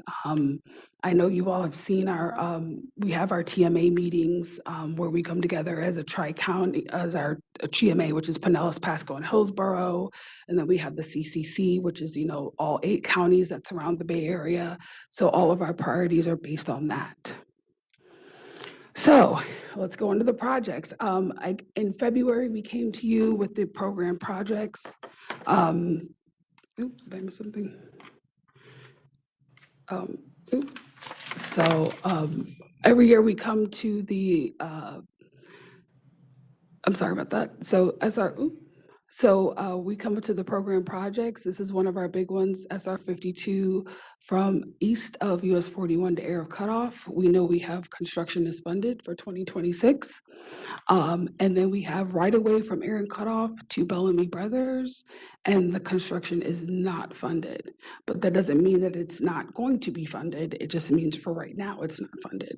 So keep that in mind. I don't want everybody saying, oh, it's never going to be funded. No, that's not what it's saying. For right now, the right of way is funded, but we're working on this segment above. And then we have the roundabouts. This was a very big project because Dade City and St. Leo needed these roundabouts, kind of slow down the traffic in these areas from 52 to 21st Street to Church Avenue in Dade City, and then from 52 to College Avenue in Papanek and St. Leo, and design build in 2020-23. And some of these projects you saw back in February when we brought to you the work program. So some of this may look familiar to you as we're going through it, okay? We have some resurfacing projects, which we all know. I know some of you have been asking me, when's the resurfacing going to be done on 52, 301? Well, here we go. 52 from Meridian Avenue to west of Storage Lane to US 98.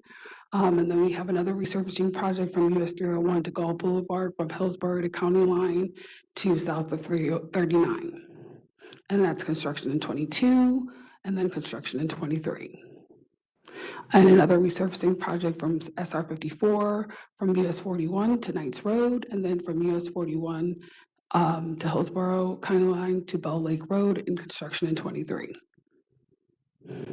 And we have another resurfacing project from State Road 54 from US 19 to Virginia City Drive to Old Mill Pond Road in construction 25. And then another resurfacing from SR 54 from Mitchell Ranch Road to Marathon Road in construction in 23. Then we have our lighting projects, and this is kind of very important to the MPO as well. Not that the other projects aren't important, because this goes in with our pedestrian safety. What we're doing here in Pasco with the Vision Zero, active transportation plan, all these projects that are coming in with the enhanced update corridor lighting from SR 54 to Gun Highway to east of Altamont Lane, corridor lighting, construction 22, State Road 52 from US 19 Hicks Road, construction in 23. 54 from US 19 to Little Road. If you drive this, you really want this, construction in 23. And from US 301, I live on this side from Tucker Road to Pretty Pond, 24, you really want some lighting over here. And if you definitely live by the mall, which I drive this every day, and when I drive at night, I cannot see, so you really want these two projects right here. So very excited about these two projects. And for bicycle and pedestrian, we have some complete streets. We have a complete streets project on SR 54 from west of Mitchell Ranch Road Plaza to Marathon Drive, construction in 23, and then Mitchell Boulevard, Churchill Parkway to Trinity Oaks Boulevard, and that's construction in 25, and that's going to be a shared use path on the south side. So those are really good bicycle and pedestrian projects. We have multi-use paths along Jasmine, on the south side of Jasmine Boulevard. So from Jasmine Boulevard from US 19 to Little Road. And then we have School Road from Community Center Road to US 41.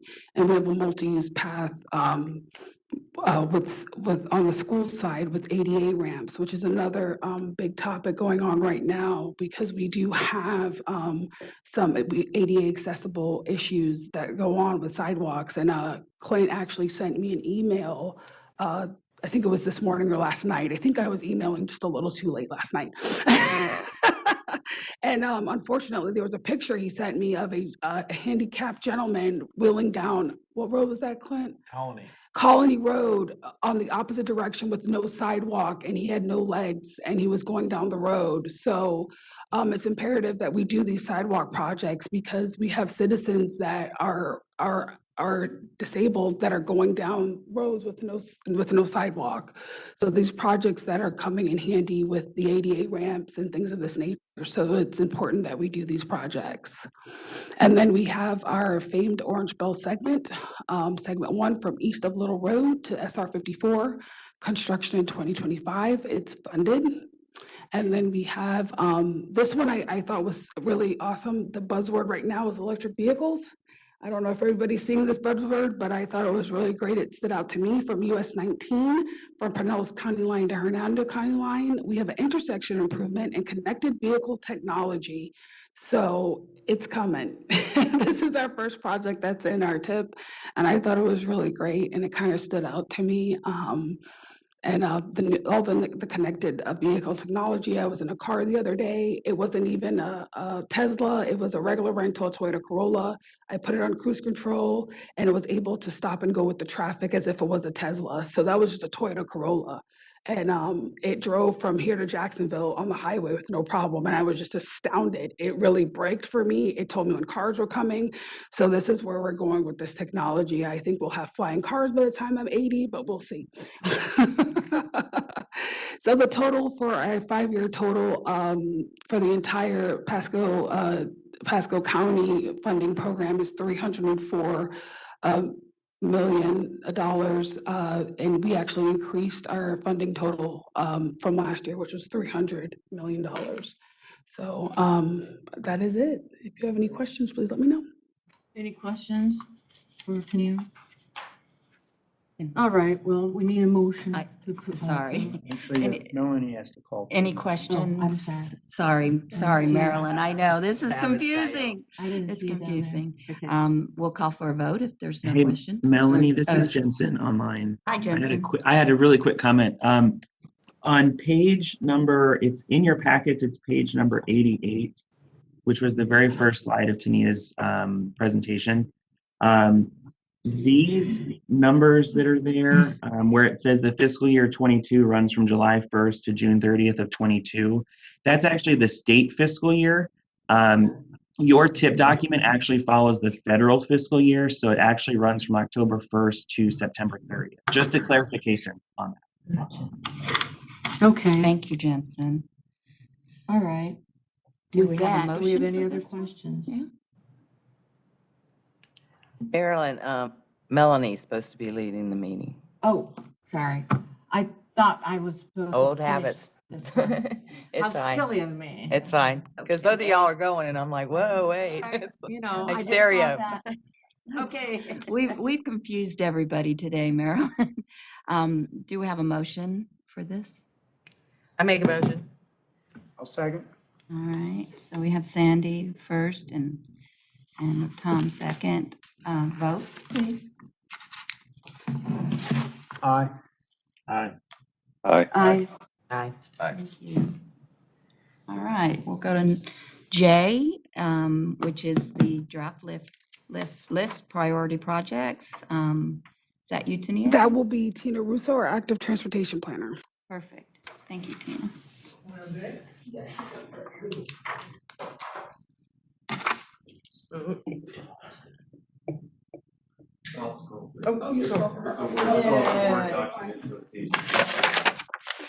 So you guys are the first ones that get to see the rough draft of the rough draft. But one of the things that's really changed this year compared to last year, we went to a whole new format for our list of priority projects. We wanted to make it much cleaner, and we also wanted to highlight kind of what Tania just did, the projects that are ongoing.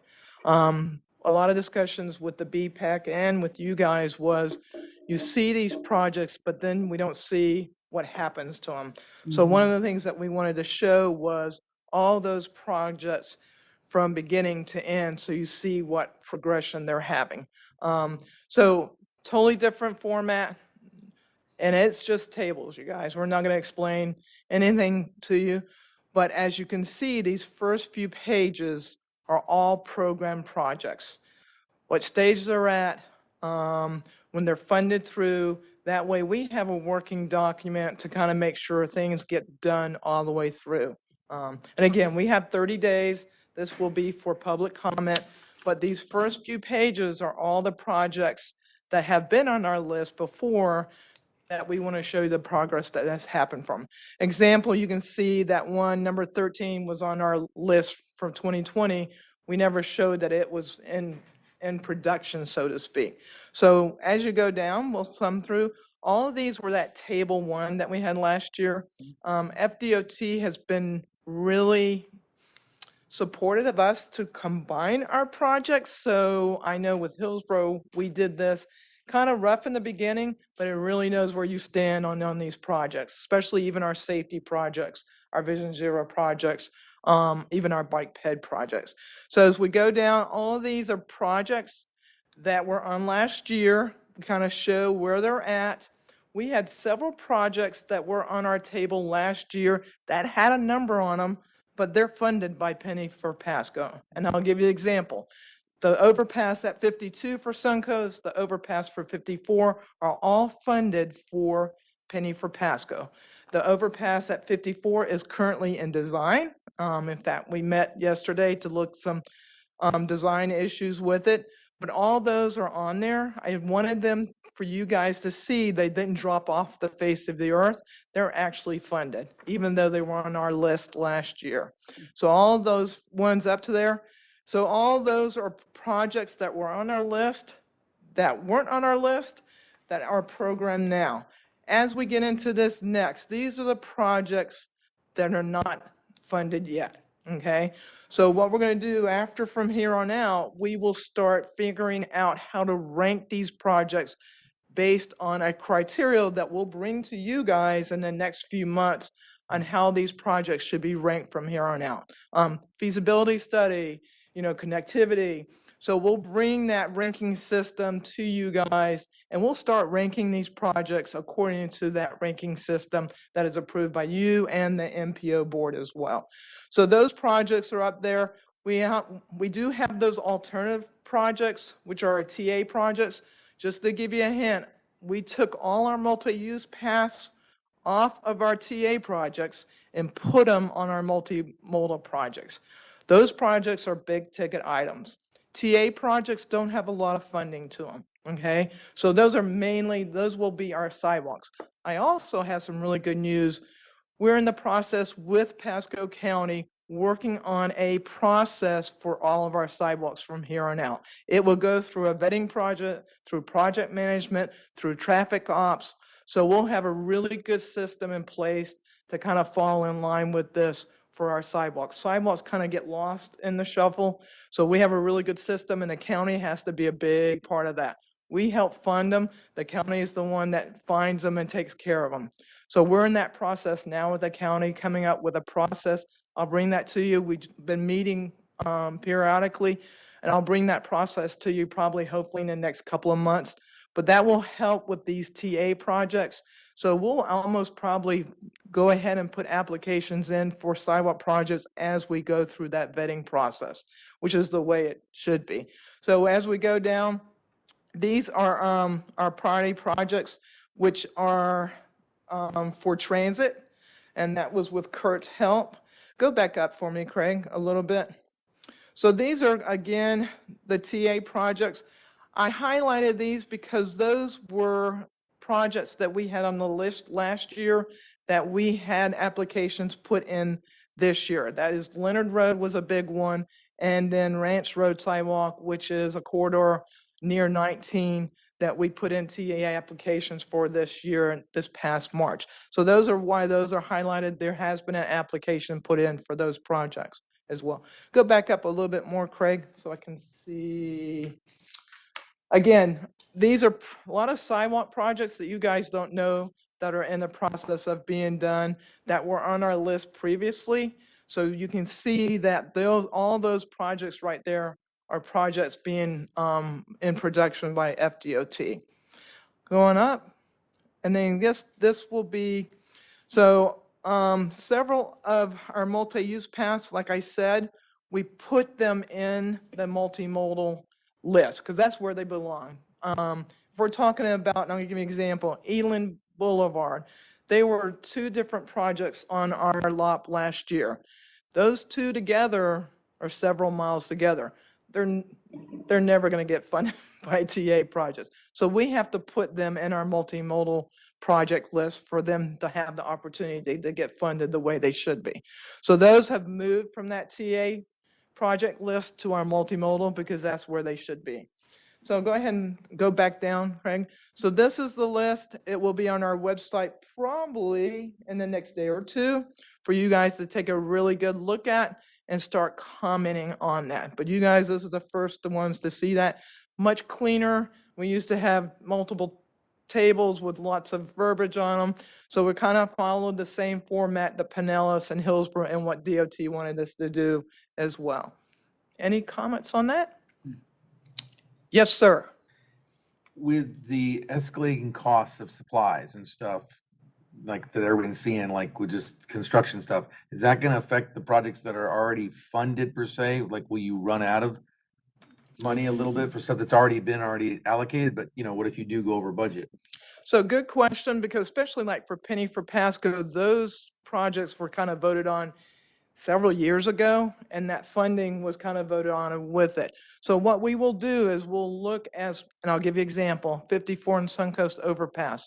We had a certain amount in there. So I wanted, before I go in here and say it's funded, make sure we're in the right ballpark cost-wise to fund that with Penny for Pasco. If we have to seek other funding to make up for that, then that's when that will change on that list. And again, that's why we kind of have them in those stages, because we might have had enough money in the beginning, but then, an example, go to design for an overpass, it changed drastically. So we want to keep that in there and see if we need further funding, go to DOT. And that's why that's in that kind of those stages to kind of offset. Because yeah, construction costs are like at 45% more than they were just 2 or 3 years ago. So, but the good question, and we try to offset that, and then we do have a percentage to kind of offset that as well. Thank you. Any other questions? I had a question. The ones that are taken off, you say they were taken off, but they already had priorities in the other. Now, will they be prioritized in this new document? Correct. So are they going to lose some of the, because a couple of the projects I saw, which are, real important in our side of the county, that were priority 1, 3, do we lose those rankings? So we're going to kind of reprioritize that. They'll be on that table. They'll just say unranked at this point in time. And the reason why we did this, Melanie, because that ranking really didn't matter in how we funded those things. So that's why and to be honest, we had lots of projects in there that shouldn't have been in there that are funded or in progress. So a lot of projects, once we get this cleaned up, we'll get into that right order, and then we can actually prioritize them and kind of give them the ranking they should have. It was very convoluted on how that ranking system works. So that's what we've been really working on. And we couldn't do that yet until we cleaned up the list and see what we have. I would say probably over half of the projects on this list weren't even on our priority list last year that are in production. So, well, that'll help because I know that when I get asked things, I say, well, we're on this list and so that really didn't mean anything when I said we're priority number 3 or. well, and that's it. And that's part of the process here. When you see your project number 1, you think it's number 1 and it really wasn't number 1. Okay. And that's why we're trying to clean that up. And I'll give you a good example, sidewalks and TA projects. And I've just started working on them. We had 22 projects there. And I went down on the list 1, 2. They might be number 1 based on a ranking system, but if you don't have right away or you're not going to get it right away, that project really shouldn't be number 1. And that's where we're trying to vet through these projects. And if we need something there, we'll try to figure out a way to get it too. So, that's as part of the process there is just really cleaning up all these projects. Perfect. Well, we appreciate that. I have So one we don't question, have Ed. that in our packet, but once it's.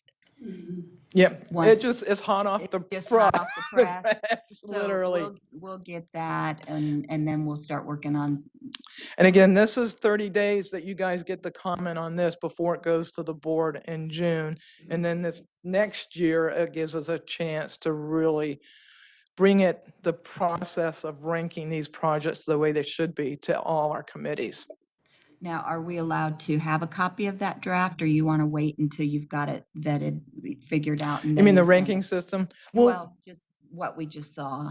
That's going to be on our webpage Okay. probably next day or 2. And Tania, we can send it to them probably next day. Yeah. Thank you. Yeah. I appreciate that. All right. So we're not voting on this if it's not, we're not. We're voting on this. And what are we voting on then? I'm just confused that. We're voting on the actual prioritization list for the LOP and the TIP for the projects, and then we're sending out the final draft to you on Monday. Okay. So you can review it. So we could bring the recommendation forth to the board that the CAC did review it. Perfect. Do we have any motion or any Well, more comment? I have one question. How, I have a request from a resident to read, it was going to be read into the congestion management part of the meeting, but how does a resident of a community recommend something be added? I don't believe it would fall under anything the FDOT would do. It's in the Bexley community. I can read it now or I can wait later, but how would somebody recommend something that they've noticed due to rapid development that they are trying to recommend that should be looked at sooner than later to try to be put into, if not, obviously not this list, but into the next line item? So is it a county road, first off? I can tell you exactly what it is, so I have it right here. I'll go ahead and read it. right now for the record. Is that okay? I didn't want Yes. to jump the queue. Sorry, I have to pull it up. So if you don't mind, I'll just read it as I was going to read it. Okay, this comes from John Walsh, who actually used to sit on this committee. He is a resident at 17389 Cruiser Bend, Land O'Lakes 34638. And I'm reading his text as written to me. Ballantrae and Bud Bexley Boulevard should be a four-way stop. This will be more important when Bud Bexley Boulevard opens from Long Lake. There's a lot of pedestrian traffic and the automobile traffic is increasing rapidly. I added rapidly based on conversation with him. And he just wants to make an observation that Tower Road is now Bud Bexley Boulevard, in case anybody remembers. So that is his request.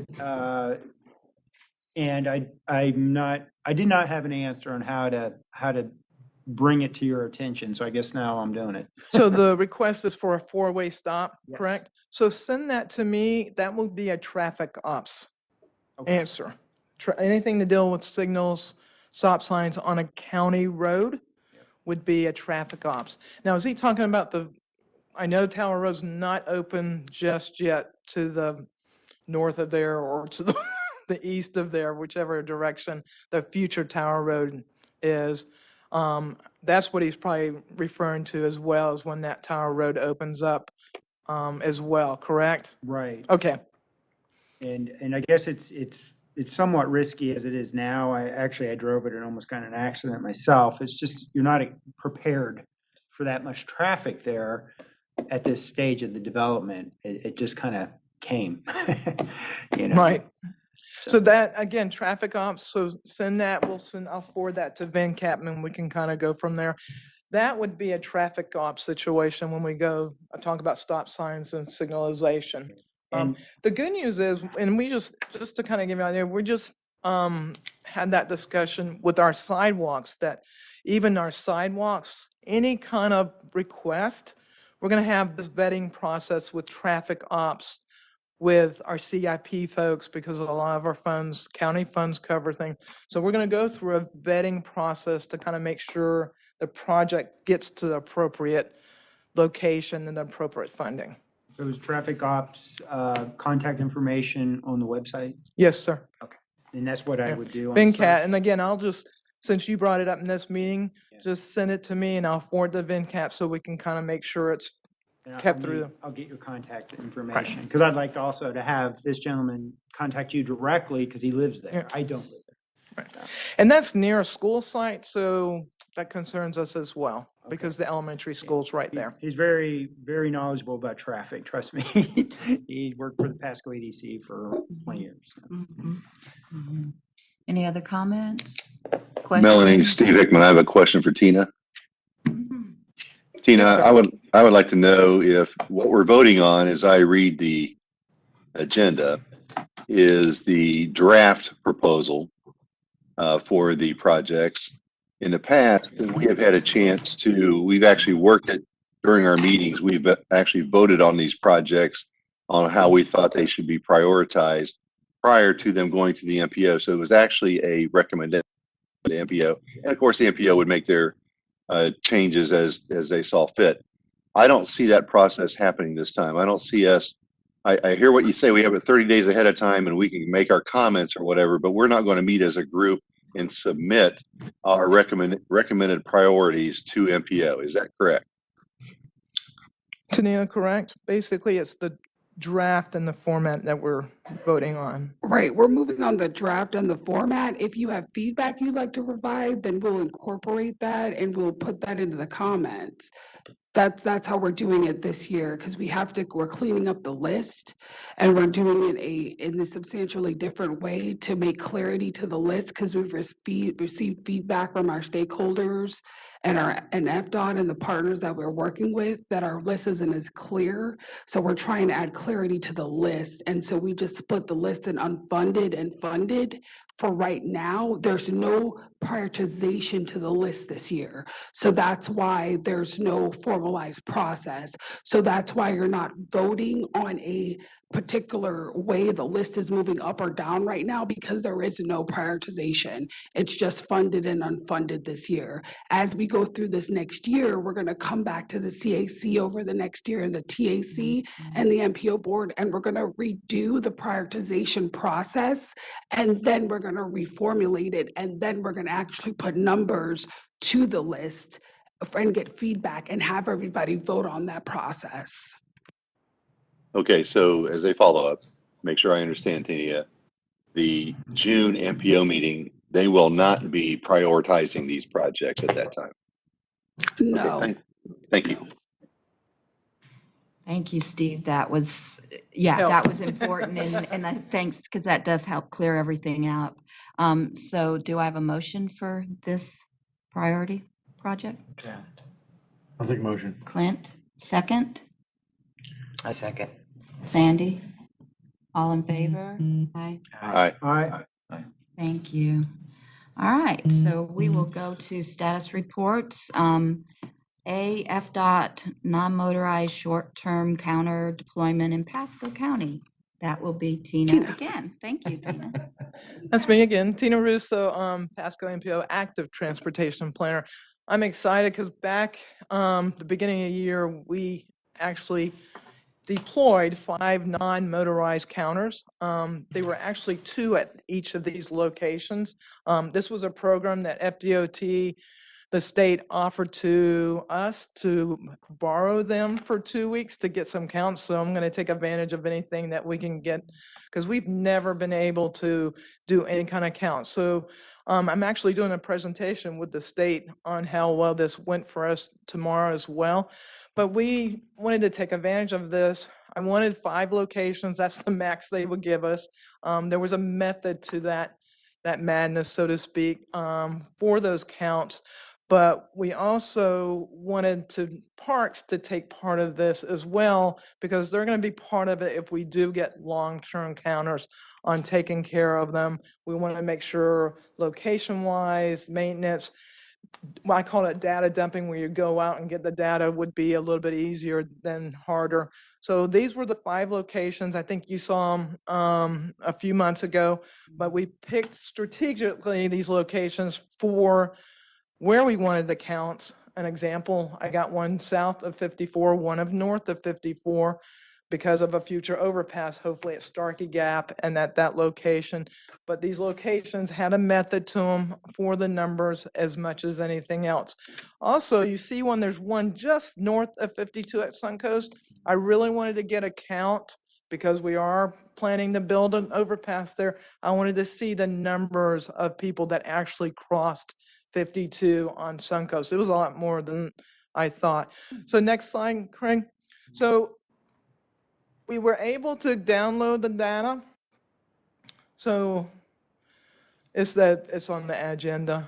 I just want to show the, so there was 2 counters at each location. There was a tube counter. It's going to be very similar to how they do motorized counts, by the way. So there's tube counters, and the tube actually would help with cyclists crossing it, okay? It's a pressure counter. And then there's an infrared counter as well that would help with pedestrian movement as well, because the 2 are totally different. So if you go back to the agenda packet, there's some spreadsheets further down. So, yep.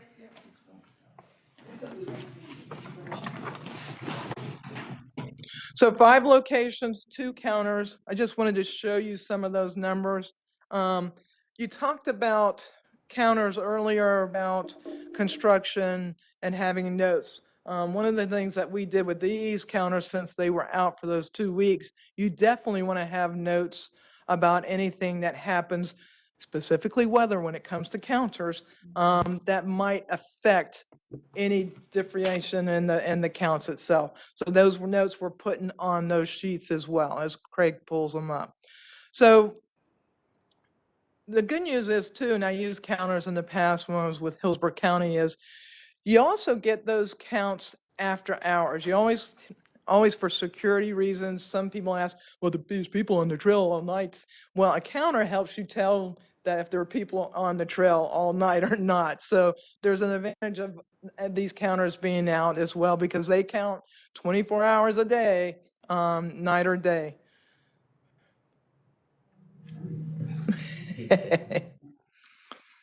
I'm running out of stalling time here, Craig. I'm sorry.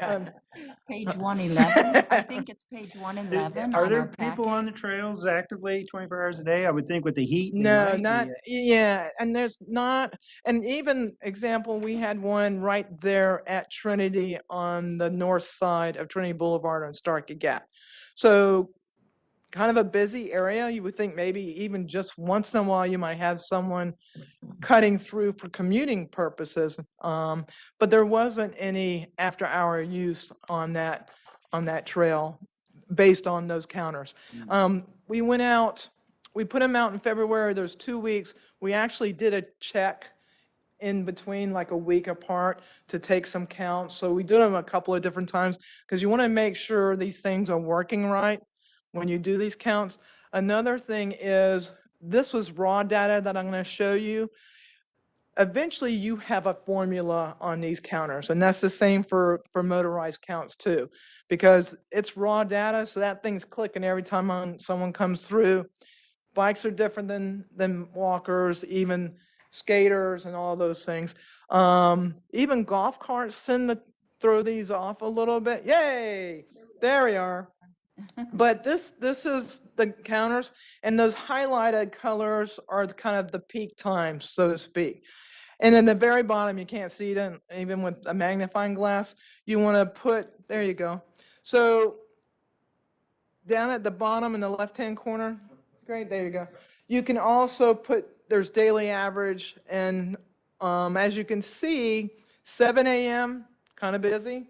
But again, you had some 10 p.m. and 11 p.m. going on, but not very much. The one at Trinity has an apartment complex right next to it too. So you have to remember, some people are cutting through there from that apartment complex, and you can actually see a worn path where that happens. Go ahead, next slide if you can, or next page, Craig. So this kind of gives you an idea of peak times, peak days. And again, I made notes on weather on most of my sheets, because you'll see on a Sunday, Monday, and I'll give you an example, Super Bowl Sunday, that Sunday morning when they were out, we had a monsoon that morning until about 10 or 11 o'clock. So you want to provide some notes on something that might really affect the numbers on these counts. So we had 2 pages on each one of these. So go up a couple more. I would imagine our biggest one, just off the top of my head, was probably the one in Starkey Wilderness Park. We put one right at where it V's from the road, because I wanted to make sure, because some cyclists cut down the road, some people use the trail. So we put one right after that. So it was probably one of our highest counters, as well as the one that we had on Suncoast Trail right outside Starkey Park as well. So these are in your packet. They're online, so if you want to kind of cheat and take a look at them, hopefully that, as DOT progresses, we'll get some long-term counters. If we can't get them from there, we'll get some funding sources to kind of put long-term counters out there as well. This gave us a good idea. We really like these locations. It'd be nice if we could have 5 of them. Turnpike and FDOT has installed a long-term counter at 54 and Suncoast Trail. It's going to have to be moved when they build the overpass, but there's a long-term counter that has been installed there that should be operational hopefully in the near future, and we'll be able to get counts there as well. Turnpike wanted those numbers also. But that's a brief overview of the non-motorized trail counter program that we did in February, and hopefully in the near future we'll have a long-term program as well. Do you plan on sharing this with Pasco Sheriff's Office? I Because- can, I mean, Well, actually, I know, but I'm just saying officially, because it might be nice for them to coordinate bike patrols, especially if they're seeing unusual traffic at times that you're like, hey. And we have a member of the sheriff's office on our BPAC. He saw the presentation as well. It's ironic because when I was with Hillsborough County several years ago, one of the main purposes that we bought counters for was because of supposedly the nighttime activity that was going on. And a counter is really the only way that you're going to be able to get some kind of numbers that are accurate for doing that as well. So. Oh, thank you. Question for you. So when you did the counter north of 52, I know you said funding's already been approved for the overpass at the Ridge Road extension. So- Does that help support that? So the overpass at 52 and Suncoast Trail is a penny for Pasco project, so it was voted on, and it is a, so to speak, a done deal. In fact, it will be designed probably next year. Hopefully, since we're designing the one at 54, it won't be too much to design the one at 52. Ridge Road will not have an overpass. It will be a crossing. Okay. Okay? I wanted to add in some of the, this is Casey Kirby. Tina's had me out observing, and your question about the times when I observe off hours, especially the one you said at Trinity, dog walkers, that apartment complex, that's where they go walk the dogs. So it's not always nefarious things, but they're out, they get home late, and that's where they go right to is that trail. There's a lot of open area to walk dogs for that. I don't know if the counters pick up the dogs or is it a collusion thing? It's two people. But that's what I noticed with a lot of dog walkers on trails after hours. So, and that's why there's two types of counters at those locations. That tube counter is just going to really get bikes only. And that's where the infrared gets the movement. It breaks that beam. And that's where when you do these for any long term, you come up with a formula that kind of matches that raw data, so to speak. You actually physically go out and come up with a number that gives you an accurate count that when that beam's broke or those tubes are gone over. Great information. Thank you. Any other questions for her? And that was A and B, right? Right. Okay. Yeah. So now we're at signal for crash analysis. Oh, here we go. I hear this is, yeah, I heard about this video already. So this is what you have asked for. Tom, this is one of the big ones for you. So Signal 4 is a program that I use to help with Vision Zero and a little bit of everything, to be honest. Signal 4 is our crash data. So this dashboard that is up here now is open to the public, okay? So anybody can come up to this dashboard and request what year, and I'm going to go to Pasco. I'm going to do this the quick and easy way. I'm going to scroll instead of try to type here. And then what I can do is this goes by all law enforcement agencies. These crashes are done through something called a crash report that's done by law enforcement. And that's where we get all this information from, is that crash report.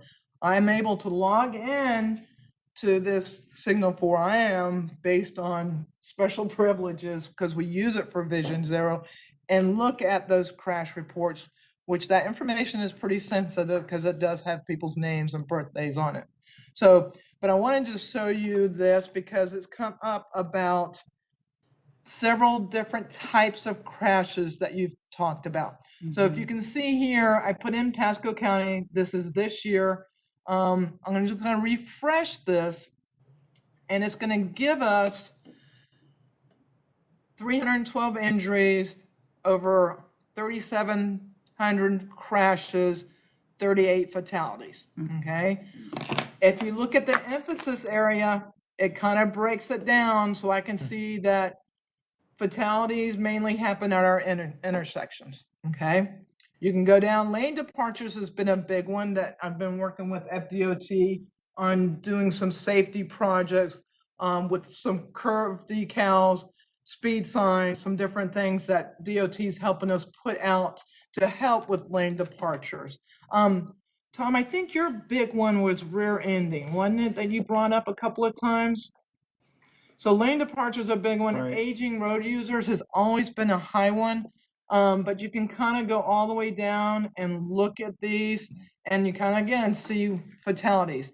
So the one thing about intersection, you guys, it's not just the intersection itself. Usually it's so many feet out from the intersection, just to give you a hint.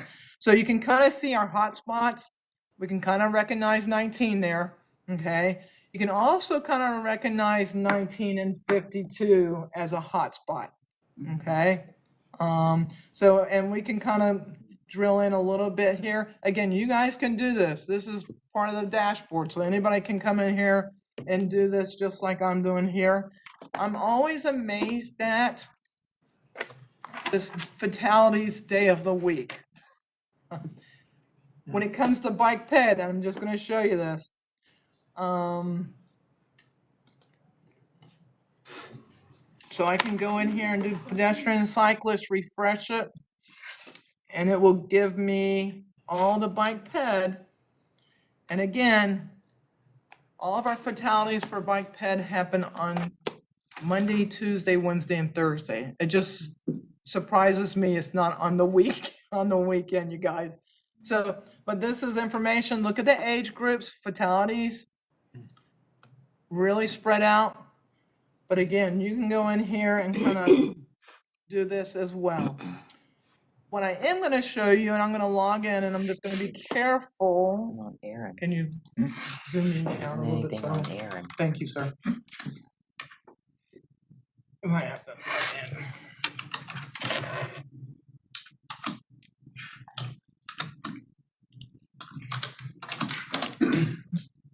Oh, I did that right wrong. Let's see. I didn't sound right. That's what I missed.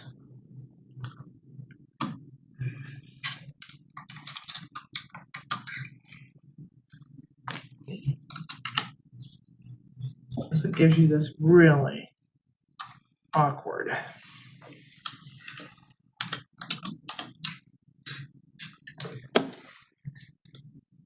So when I log in, I can actually drill down very detailed, okay, from location. And I'm just gonna, is there something specific you guys would like to look at? For accidents? Yes, sir. Crashes? You have to try the outlet mall. I just saw a nice 3-car pileup yesterday. Yeah, 56 So- to 75. I'm just gonna put in for a year. So one of the things that we try to not call these accidents anymore. And DOT's gotten really big on not calling them accident, calling them crashes, because something had to happen for this crash to happen. It's not an accident. Some behavior was done to cause it. And it's usually more than one, by the way. It's usually more than on each person's side. And that's what we really look at with Vision Zero, is the behavior. And I've been in this business quite a while. We constantly try to change behavior, and I'm not talking just about bike pay. I'm talking about driving behavior, okay? So we're constantly trying to change that behavior. Well, you know, behavior is really hard to change when you've been driving for 40 plus years or 30 plus years or 20. So a 17-year-old darts across the road and gets hit crossing the road. One of the Vision Zero videos we did was based on that same behavior of a young man darting across the road and getting hit and killed. So am I going to change that 17-year-old male behavior? Probably not very easily or short term, but what we are working on now, and it's important to note, is how do I make that situation survivable when that young man darts across the road? Is it lighting? Is it slowing down the traffic in the lanes? Okay, so it's not about always changing behavior. It's trying to survive that behavior that we do wrong. Speeding is the biggest one right now, you guys, and we've talked about this several times. Why has fatalities gone up during COVID when there's supposedly less people driving? It's because people are driving faster. Okay, so those are some of the things that we've talked about. So I'm gonna go to fatality and serious injury, and then I'm gonna do this for a year. So let's see.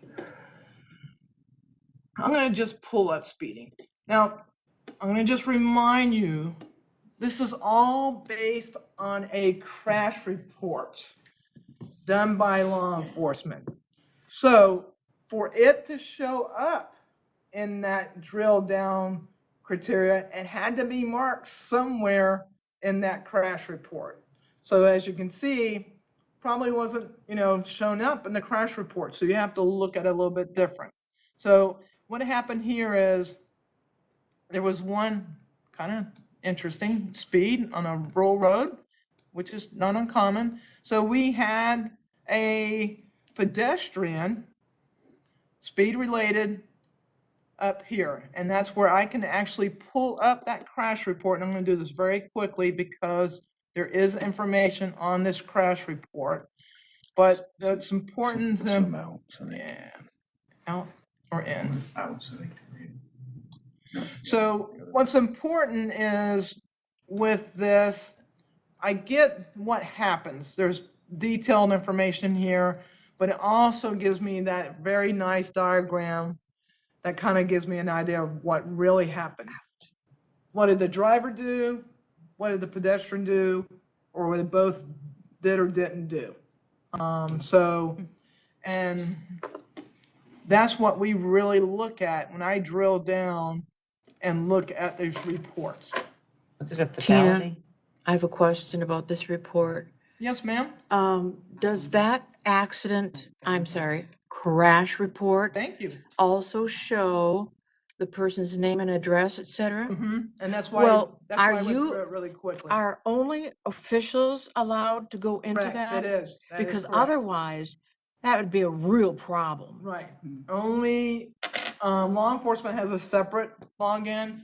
Only, to get a login, you have to have a purpose to look at these. Okay. So, and again, I went through it really quick. It says on that draft sheet there that is for, professional use only. Do not, share. Like that So, helps a lot. But I wanted you to just kind of get a quick look at those as well. I'm going to just show you one more and then we'll get you out I of also here. need for you to go back to something when we have a chance. So, let's see. Let me just do. So I'm just gonna do one other query here for Pasco, because I wanted to show you one other. So I'm just gonna do fatalities. And this is just for a week now. So I'm just gonna do fatalities, just to give you an idea. So these are just fatalities. Ooh, there's none.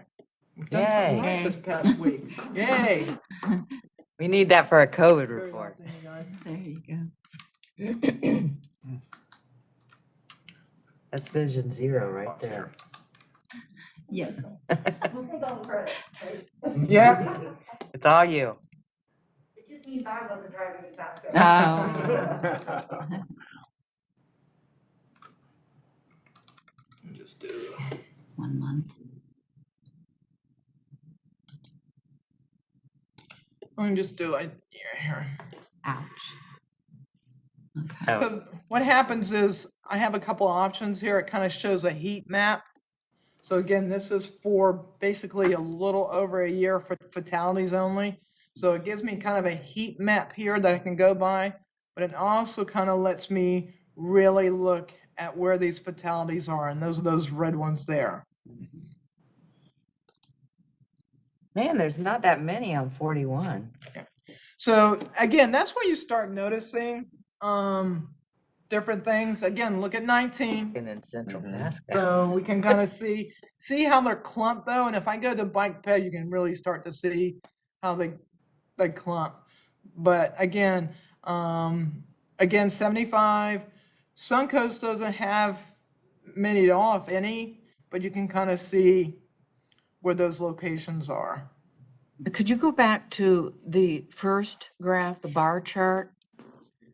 I had Where a at? question on, well, the first The dashboard. slide, yeah. And it had a bar chart, and it also indicated age groups or types of, okay. See where it says, wait a minute, is that it? So I can just do Pasco if you want. That's the whole state. I thought one said all crashes or something.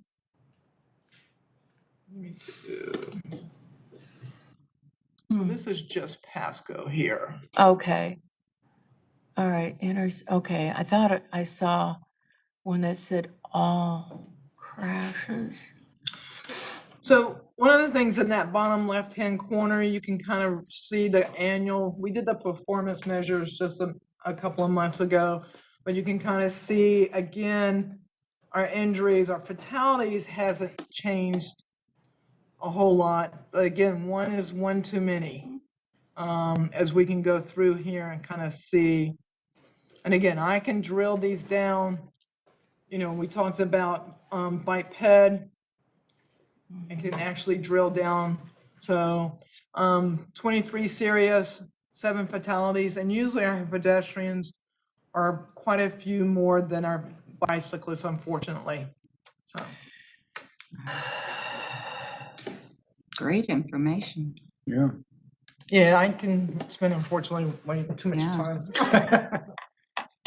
Again, it goes back to behavior, guys. I mean, Yeah. you know, if you want to prevent a crash from happening, you have to know what behavior to change, or what can we do design engineering wise to help them survive that situation. One of the larger groups though was distracted driver. Right. I don't know how you change Aging that. is a big one on that one too. But yeah, but distracted is usually unfortunate, and it's hard with a crash report to know what's distracting the person. I know Well, with usually this thing.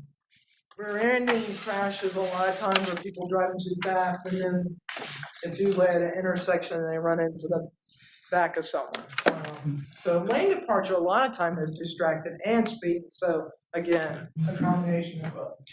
Thank you, Tina. Great information. Yeah, aging's a big deal in our community. Just on my street, we had 2 deaths this last few weeks.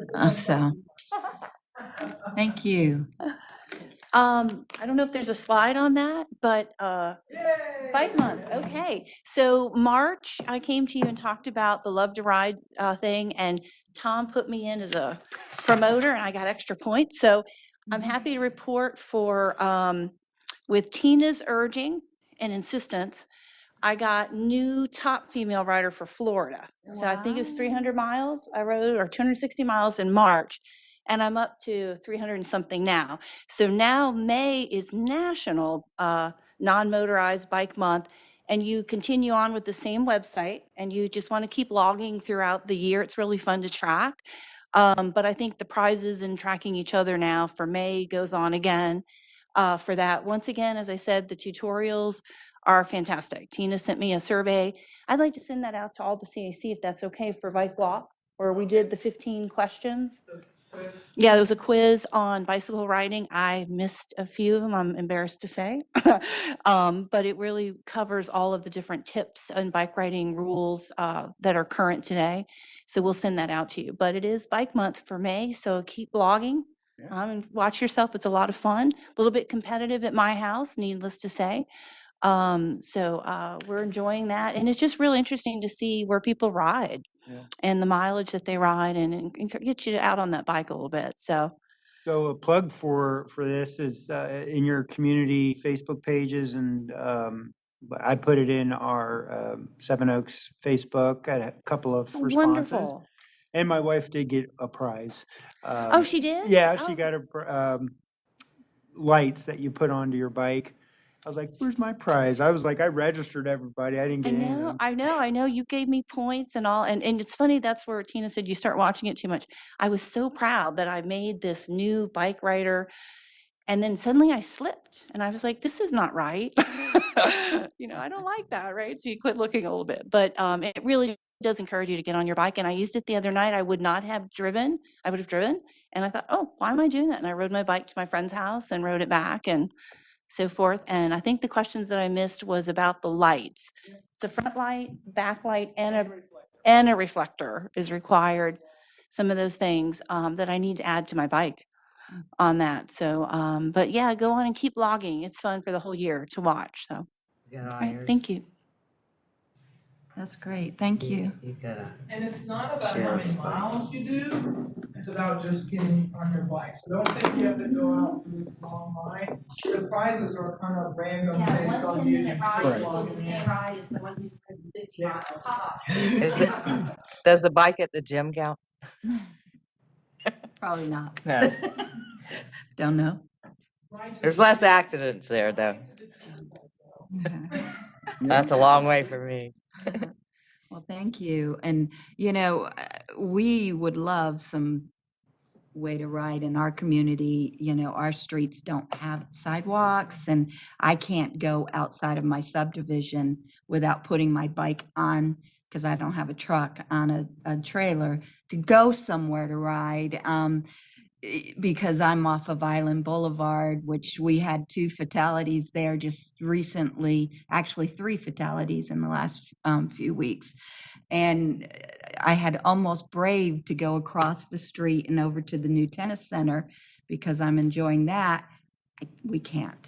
We just cannot, because bikes, you are taking your life in your hand. We have elderly drivers. All of these accidents were because of elderly drivers. And I was out, with, I spent with a youth. day driving around looking at what facilities, because you do notice, I've always noticed walking facilities because I'm a big walker, probably 25 miles a week easily. And now I'm paying attention. I am a planner. This is what we do for a living, but until you're using it, you don't pay attention to it the same way.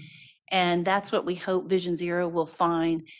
The state Vision Zero initiatives, everything that Tina does, everything the MPO does is to help find those funding pots to continue building the facilities that we all need. And that's what's so exciting about it. Scott and Carl added to remind us where we can set our plans up to be available for all possible funding. And I know Zephyr Hills has been very active with the county, and Tina's been out for the road widenings. I was real encouraged where they were talking about 301, seeing those separated paths, even on the bridge, fabulous. Your own bike ped bridge going across is so I think that need and that attention to the fact we're all out there is better than it's ever been for all of us as planners and users of the facilities. Good. So I think it's real important. I mean, our roads are becoming so crowded, and I would love to ride my bike to work. I only live a mile and a half. We can't do it. So, I think it's important to be able to keep working on that. So thank you, guys. You're doing an amazing job. Any other questions for them? All right. So we're at E, Transportation Improvement Program. Yes, this is an informational item. I just wanted to bring this to you because we are bringing it to the board on June 10th. Earlier, I brought you a UPWP amendment that we're raising the budgetary ceiling to 1.9 million. So because we are triggering a UPWP amendment, that triggers a TIP amendment. And to keep consistency with all of our documents, we will be bringing forth a TIP amendment to the board on June 10th. But this is part of our front-loading initiative to make sure that you are aware that we're going to the board with this TIP amendment. So we will not bring this item back to you because this item will be approved by the board, and you are aware that we are going for approval. Thank you. Any questions on that? All right, wonderful. So we'll go to number 7, congestion management process. That's for us to talk about. Am I correct? Is that for the? This is where you would bring up any congestion management issues that you're having. I already brought up the one You brought up yours. I keep kicking the same dead horse down the road on the ones.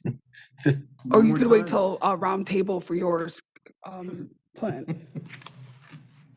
Ring the bell. And I'm not sure if this is where I want to bring up something, but I know we have Jensen on there. And it just goes hand in hand with the 301 project.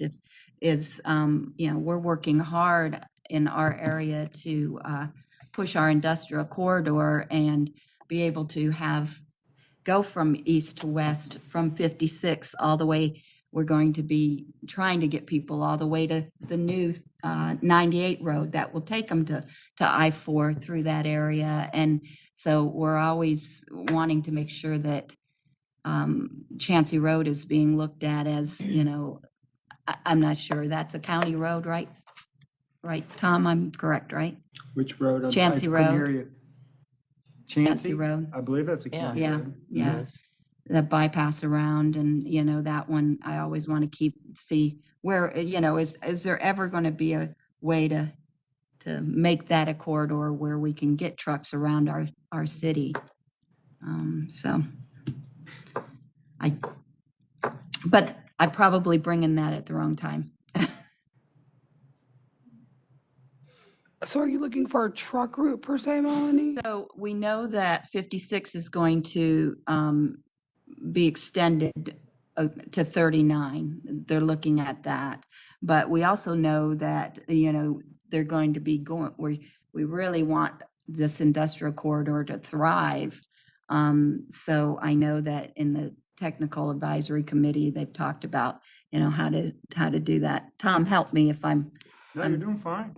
going off You got it. track, but we just want to make sure that we keep looking at these arteries to be able to get people over to 98, over to I-4, over to some of the industrial areas that we're trying to connect. They're actually finalizing the alternatives for that, the extension.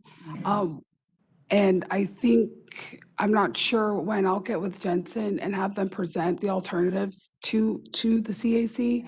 So that way you can see the alternatives they're thinking about. And that will help you kind of analyze and just kind of look at what they're thinking about, which way they want to go. The county and FDOT has put in some input into the alternatives they would like to see. Of course, Zephyr Hills, we've reached out to Todd with that as well. But yes, I understand what you're saying, you know, for it to thrive, we do have truck traffic coming down Chansey. I live off of Chansey. I have to wait there to get out of Chansey. Yeah. So I know exactly what you're talking about. So yes, we will definitely probably be having a presentation Would be great. We at would some point. appreciate that, because I know that Todd's been very involved in trying to get input into that, and at the Economic Development Coalition, we just kind of want to keep informed of where it's going. Yeah, hi, And Melanie. Jensen is Jensen also again, on real the quick. line. Yep. Yeah. So we have run through the alternatives on that one. Brian Schroyer is the project manager that is doing that study for the 56 extension and realignment. We have met with Pasco County, and we've also met with MPO staff to kind of go over what the potentials are coming out of that alignment study. Brian is still working on a virtual public hearing for some time over the summer, probably late summer, if I had to guess, to kind of go over those. As soon as that comes out with the alternatives that are there, that's going to kind of go back on mainly the MPO on how to program that if it's warranted. And so it'll obviously be coming back to you guys as the CAC to decide for prioritization to capture funds, if that's something that the MPO would wish to do. So that's kind of where that is. So you'll definitely be getting more information on that. And I guarantee you that Brian will be reaching out to me probably within the next 1 or 2 months to schedule something prior to that public hearing, so that way we can go through the committees and the board to let them know. Just as what Ashley did earlier on the US 98301 project that she has. We'll probably be coming with the same thing, and he'll probably be reaching out to me shortly. All right. Thank you, Jensen. Appreciate it. Any other? Is there anything that maybe it would be for Jensen or Tina, the traffic lights on 52 and 41 sometime, because I've noticed now more people are driving now, getting back to work, the traffic congestion's getting worse. So I didn't know if there was any timing that would even affect that, because you got Shady Hills Road, you got 52 and 41, you've got the new light by the sheriff's department that's gone in. So I was just curious if there's a light timing actually really control a lot of that, or what can we do to help maybe get that smoother? Again, FDOT does the timing for all their signals along 54. Would that be something that would help? Like maybe help I mean, there's so much congestion, but I just didn't know if there was something that would be a good thing for them to look at, maybe to see if that could open up at the peak hours. Again, Here's- go ahead, Jensen. You're the one that needs to answer. I was going to say, you're specifically talking about 52 around the 41 intersection, right? To the south, to the east, to the west, to the north. Yes, sir. Yeah, I hear concerns with that. I know I look at that every day when I'm looking through kind of Pasco's traffic data. It's really difficult to do something with the current construction that is ongoing. We have the construction that is widening 41 from Connerton to the north, and we've got the construction from the Suncoast to 41. At that point, the lights are still time biased, but there's a little bit of going through with the contractors that are there working to get that done. So we do time them accordingly, but it's just really difficult with the current construction because from day to day, you may have a larger amount of traffic traveling 52. Wednesday nights, you may have a larger amount of traffic traveling on 41. And so it gets really difficult. So we do the best that we can in the construction circumstances. Obviously, it's just the pains of construction. I know when you always talk about the DBI at 56 and 75, obviously once it's done, it'll be great. However, it's just kind of those growing pains with the current construction and kind of really coordinating all that out. So again, I completely understand and just know that we are always looking to better traffic timing all across, whether or not it is a construction project or not. So that's just something that we always tweak as best as we can during those scenarios. Thank you. Thank you. One thing that keeps coming across my desk from people, and Jensen, I just don't know how to answer this question when I'm asked. Morse Bridge, we know it's a problem, and I do recognize that from 54 to Chancey Road, that's being worked on to widen that. But what about from Chancey Road to 56, where we have thousands of homes going in there, and that road is so narrow, and so is there anything that's happening on that side? In terms of DOT, it would just be 56, and we've looked at the extending the right turn lanes onto 56 if you're going southbound on Morris Bridge. But everything else related to Morris Bridge specifically is county. I know that there's an intersection improvement, I believe, ongoing at Morris Bridge and Chancey that may improve some there. But I apologetically would have to defer to the county because that is a county facility and so is Chancey. So. Yeah, okay. I was thinking that we're mixing two different organizations there, but that's a huge area and a huge problem. If anyone's out there in the morning or at end of day, you will sit and sit and sit and no one can get out of their homes. There's 2 mobile home subdivisions out there. They cannot get out of their homes. So anyways, I just wanted to make sure I threw that because that's come across my desk. We'll move on to Kurt with PCPT. Thank you. Morning. Excuse me. Morning, Kurt Scheibel, Pasco County Director. I know it's been a long day, and I hate to tell you this, it's going to get longer. I've got 3 presentations to give you. The last one's really important. You need to be aware of what's going on. So we'll, some of it's good news, some of that good news, and go from there. You can bring up the first one. We're no longer PCPT. We're now Go Pasco. Wow. So this is our new logo. This is the good news. So what you'll see is the new buses will look like this on the sign. This includes a new website that will be happening.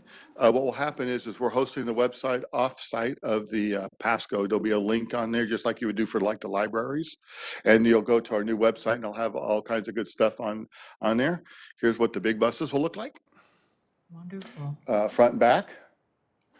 And then the side. And if you notice, it still says Pasco County Public Transportation across the top. The whole idea is that we went with this is that PCPT, where are we? Who is that? Yeah. You don't know what county it is. You don't know where we are. Go Pasco, you know where the heck we are. And oh, by the way, we're still public transportation because the department name's not going to change, but we're now the new buses is going to be Go Pasco. So you'll see that. The thing I really like is open spaces to vibrant places will get you there. That's what we're planning on doing is getting you there. And so that's what we're looking at. We changed the swoosh and there's all kinds of good things that are coming on. Expect the whole rollout to happen around August because it takes time to get everything done. And this is what, go back, that one. This is what the other side is going to look like. And then if you haven't noticed, our signs out there look like garbage. We're replacing every one of the signs with these, plain and simple. So we're going to have a really moving up in the world. I want to thank our FDOT folks for helping pay for most of this, and we'll be getting it through and getting it going forward. So you'll see that. And the other part to this, if you didn't know, PCPT has been around for 25 years this June. But what if you really didn't know, Pasco County has been providing public transportation for 50 years next year. So expect a lot more coming from Pasco County marketing on that type of thing.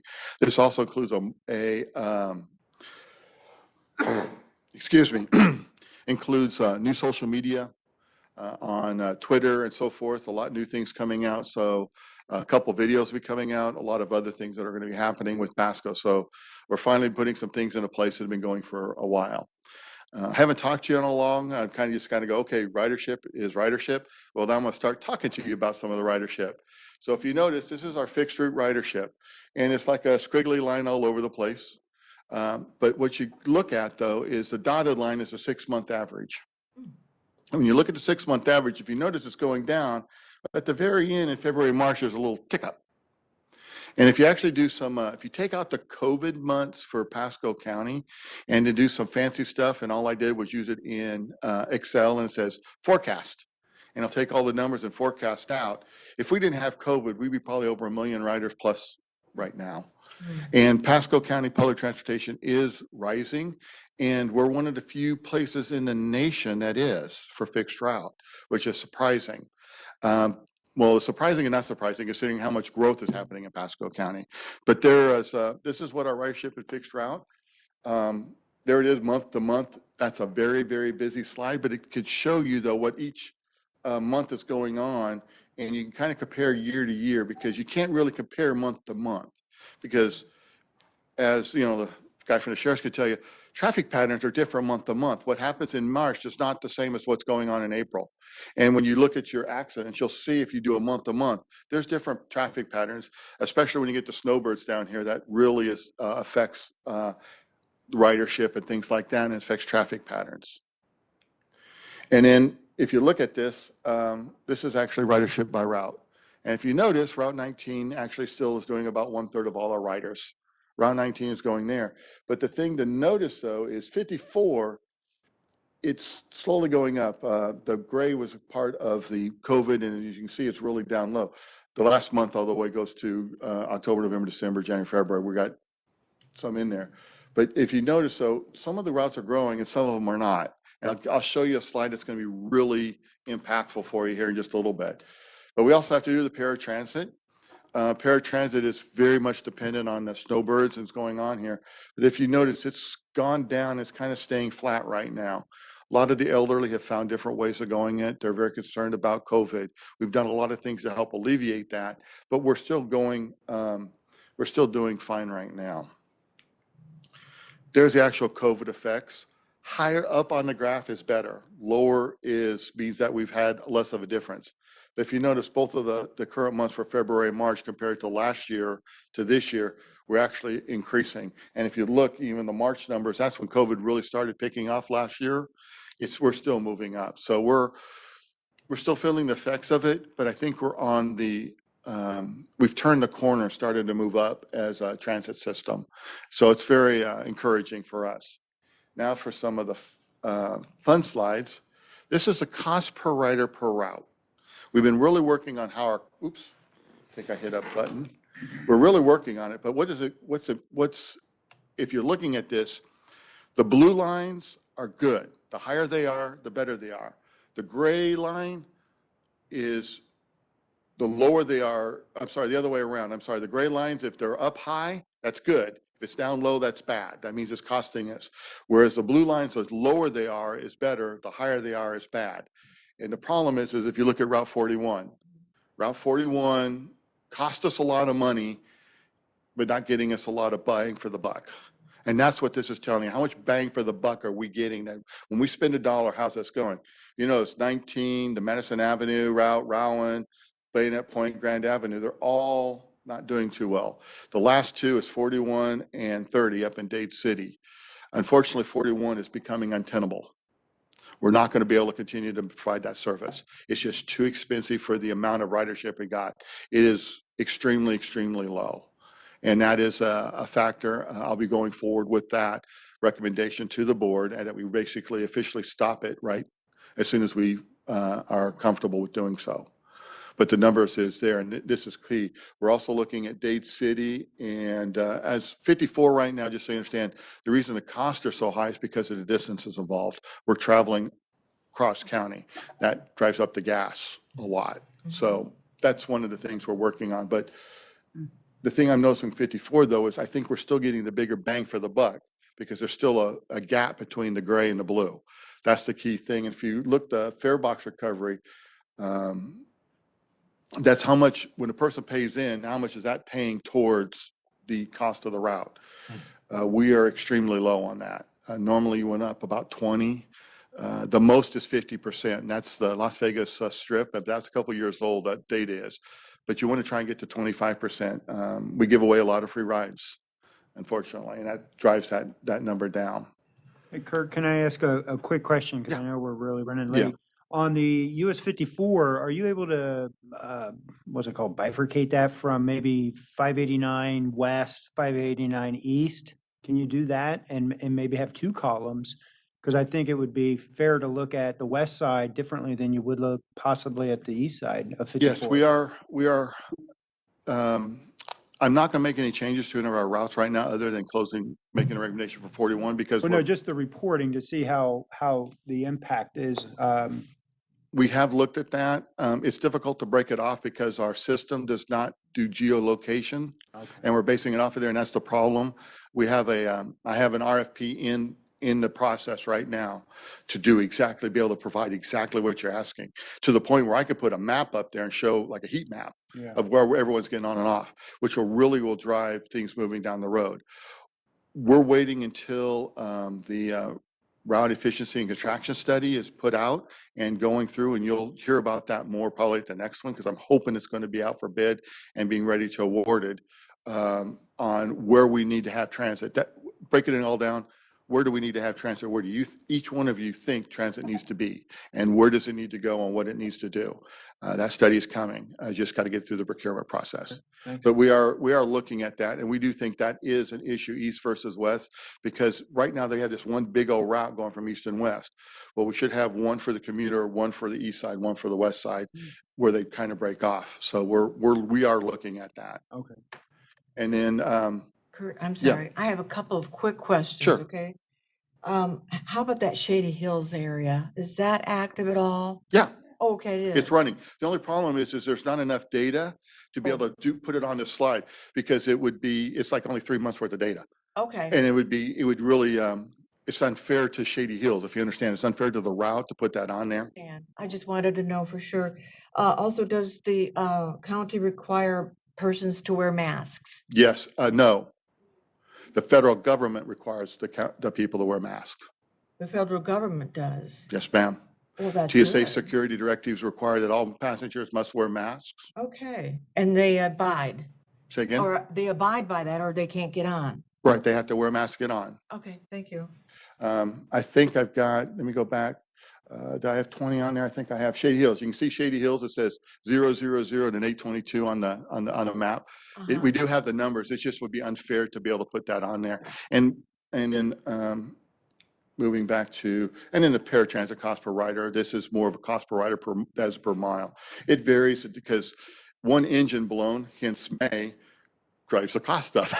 So for that month. So that's just unfortunate how it goes. But and then one other, I'll get it to my report here in just a second, because this is just a report. I still got other things to go give you really quick. The Flamingo Fair, that one here, that one there that you're on. So if you haven't heard, there's a regional fare box system. We've been working with Hart for a while. This is the big one here, guys. So what it was is provide a regional fare system medium, i.e. one RFI code could be used at all the different areas around the county. The region was originally Hart, PSTA, Go Pasco, us, the bus, SCAT, and Manatee. Manatee dropped out in 2017. 2017.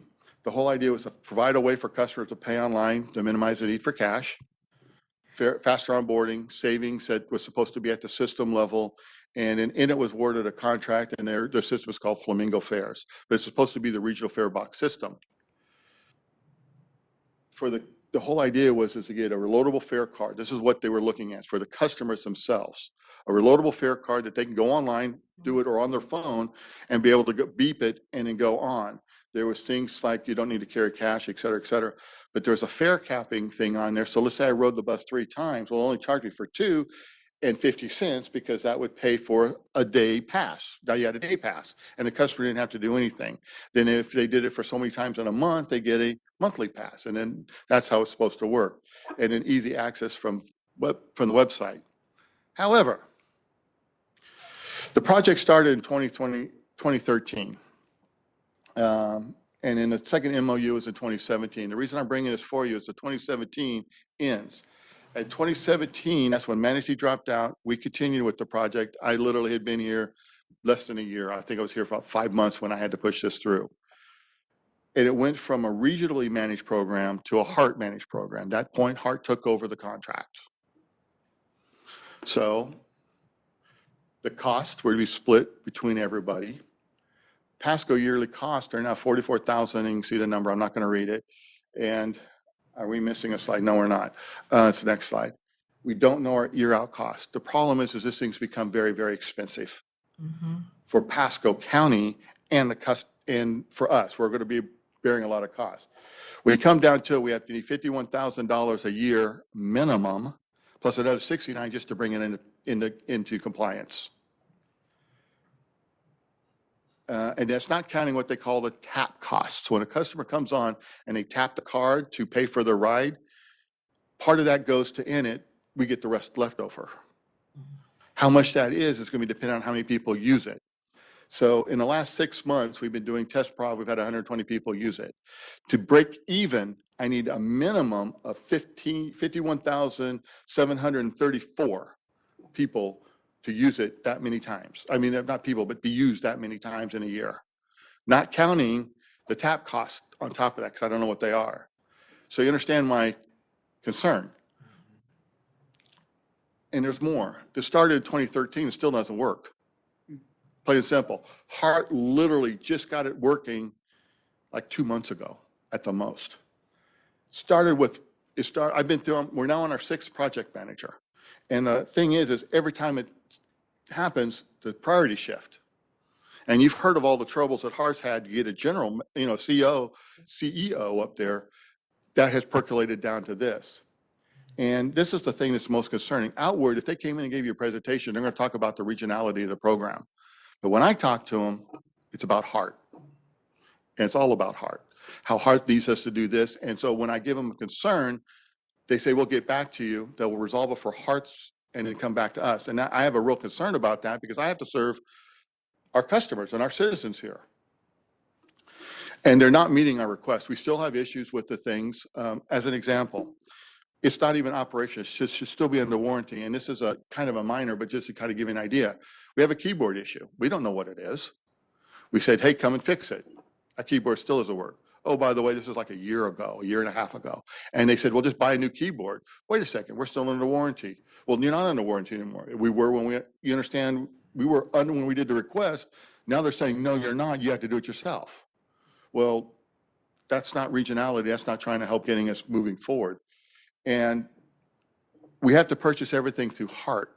Because we are in a subcontractor type of phase, we cannot initially go directly to it to solve our problems. We have to go to HART, and then HART solves the problems because how contracts work. I think it's called privity.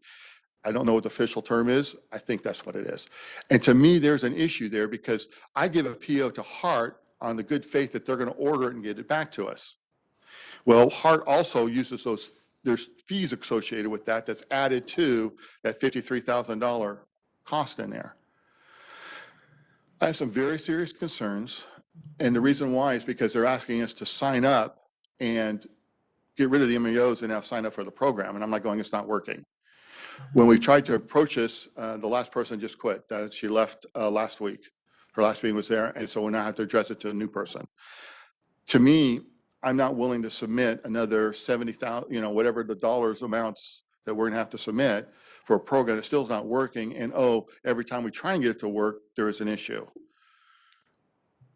Oops, I went the wrong way, I'm How sorry. is that set up and why is it set up that way? Who sets it up? The original 2013 was supposed to be a regional complex with everybody on a working group that had equal voice and so forth.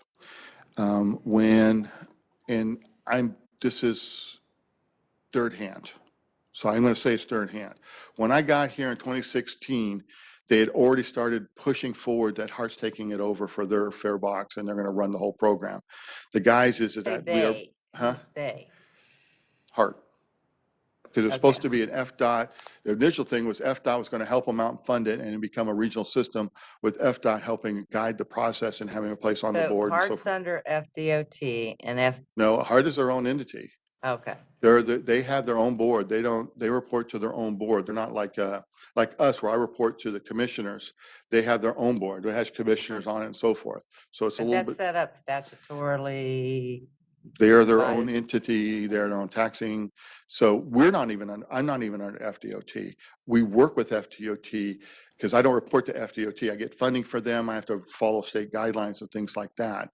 But So- the state set them up, Hart. Somebody had to set them up. They just didn't. It was a bunch vote of guys put together. I, correct me wrong, but for the entity like that, there's a vote by the people that they vote, say, we want to form a transit authority, and then we're going to pay this tax to pay for it. And then they have to do a board. There's a very specific guidelines that I do not know that to set that up. Because honest truth, if you wanted to do that here, you could. But I don't think that's the way the county wants to go. I think they want to continue as is. I mean, that's just, They wanna anybody be a can do part what they of it. need to do. Okay. But how this all revolved is that when I came into it, it was already at the 99% stage. And so they said, hey, do this. And I was talking to the guy, and I think as part of the evolution of Hart, because at the time we still had Catherine Egan as the CEO. And then it took them, a year and a half to get the guy that they kicked out because he was doing things that you should not really kind of do. Yeah. And then it took them another year and a half, and now they have Adele, and she's only been there a couple of months. So my concern is that I don't see it moving on. My recommendation is that the county board say no, but there are other options out there. Manatee, since that time, 2017, they've already procured and put in their own system. They do it all themselves, and if I'm not mistaken, what they do is that the provider of it charges like a swipe fee, a convenience fee. It's around 3 to 5%. I don't know the number. I know it's very small, so it'll be another nickel for most people type of thing where they pay it, but they would be able to do it all on their phone themselves. No media, no nothing. You say your phone, you use it, and it goes from there. Similar, I think, to the one that's in Miami-Dade. I've used the one in Miami-Dade as a writer. Super easy. And then all they do is they just get the check. That's basically it. They train their drivers on what the proper procedures are when the person comes in. So it's a very simplistic and easy way to move forward, to go forward. But I just want to make sure that if you have any other options that we can do, we can continue with flamingo fare, procure our own system, or if there's another option we can do. But towards the future, we will be looking for something like that. I know you're really short on time, but is SunPass an option, using SunPass? SunPass? Yeah, That's more for vehicles, okay. I was just wondering, it seems like the system. but it'd be something, honest truth, there's a lot of systems out there. We do a procurement, we go forward with it. But the systems are set up. The whole idea behind a lot of the systems is ease of use for both the customer, but also for the system. Because with Flamingo Fares, I'm going to have a full-time employee just working Flamingo Fares. Based off of we have to do like all this testing and so forth. It's like, I need that full-time person to do driving as opposed to doing Flamingo Fares. I mean, I would rather have them doing something, getting us more grants, things like that. Let's fix our transportation system and then figure it out. So, I can't even get in to fix the point of sale computer. all right. Okay, Now, a couple other things is that talking to a lot of commissioners lately, they're really excited about doing electric buses. There is a grant called the no emission or low emission grant program. Everyone calls it the low no. We are going to pursue that next year, depending on if we can get all the paperwork and everything done. Putting 4 buses up and down 19 electric with opportunity charging behind the McDonald's on 52 over there. Right behind there's a substation maybe acquiring that property. I don't know, but I have big dreams and I'm going to dream big and we're going to go for it. And even to the point of maybe even getting covered parking for my buses and put solar on top of it. If we're going to do this, let's do it right and do it right the first time and get it out there. So we're looking at that. I'm just letting you know, you're probably going to see some more presentations down the road, but that's some good things. Even better news, we had our FTA triennial review. The triennial review is only supposed to last 6 months. It lasted 1.5 years because of COVID. The good news is we came out with 0 write-ups. We were completely in compliance with FTA directives. While not rare, it's very uncommon, if you understand what I'm saying. It's very hard to get to that point. Specifically, when you look 3 years ago, we had 17 write-ups. So did very well on that. Other good news is working with our partners in FDOT, I was able to acquire 3 buses for free. So we got 3 more paratransit buses.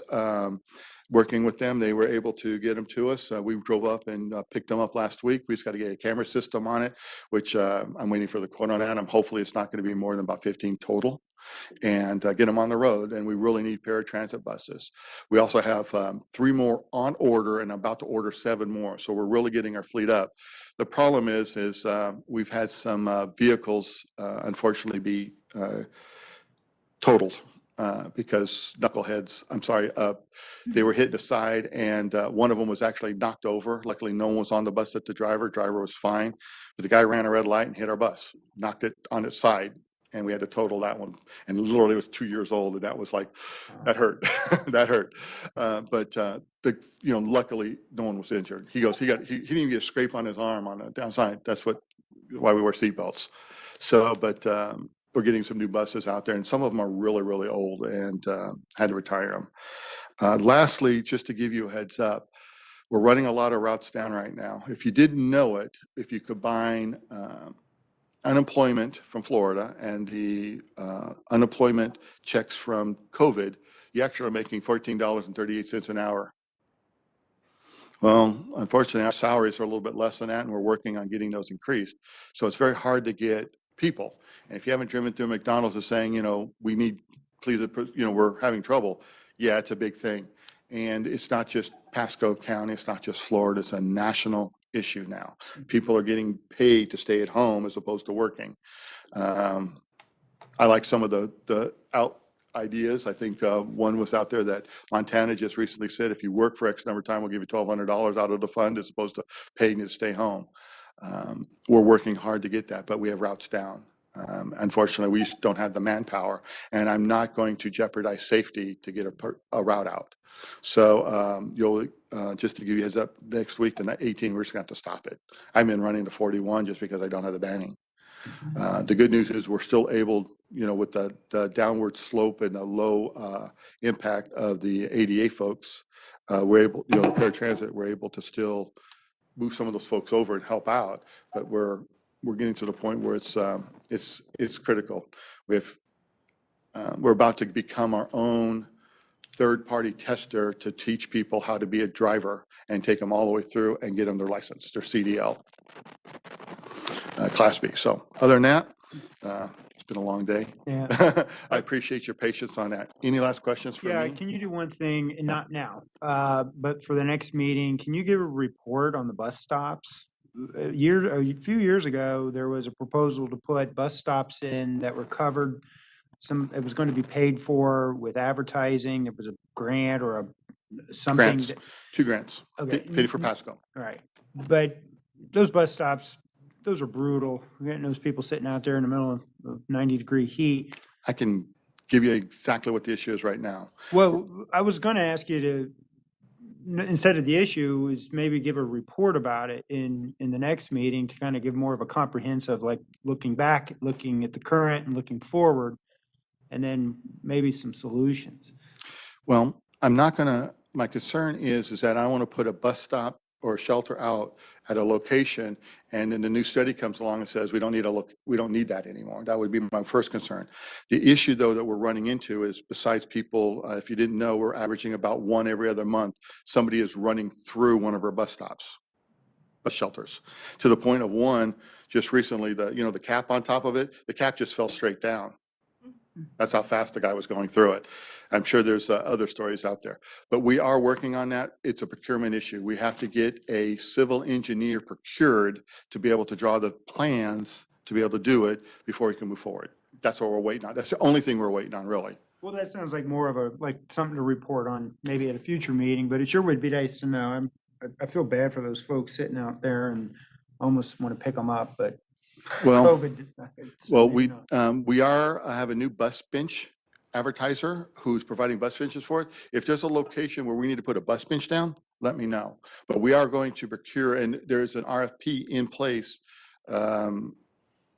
I'm sorry, I'm about to put an RFP through the process for bus benches. And you're going to get to see help pick out which ones, not bus benches, but bus shelters that we may do. Because I'll have to go up to the MPO board. You'll be part of that. The problem is that it may take a while for the procurement to go through the system.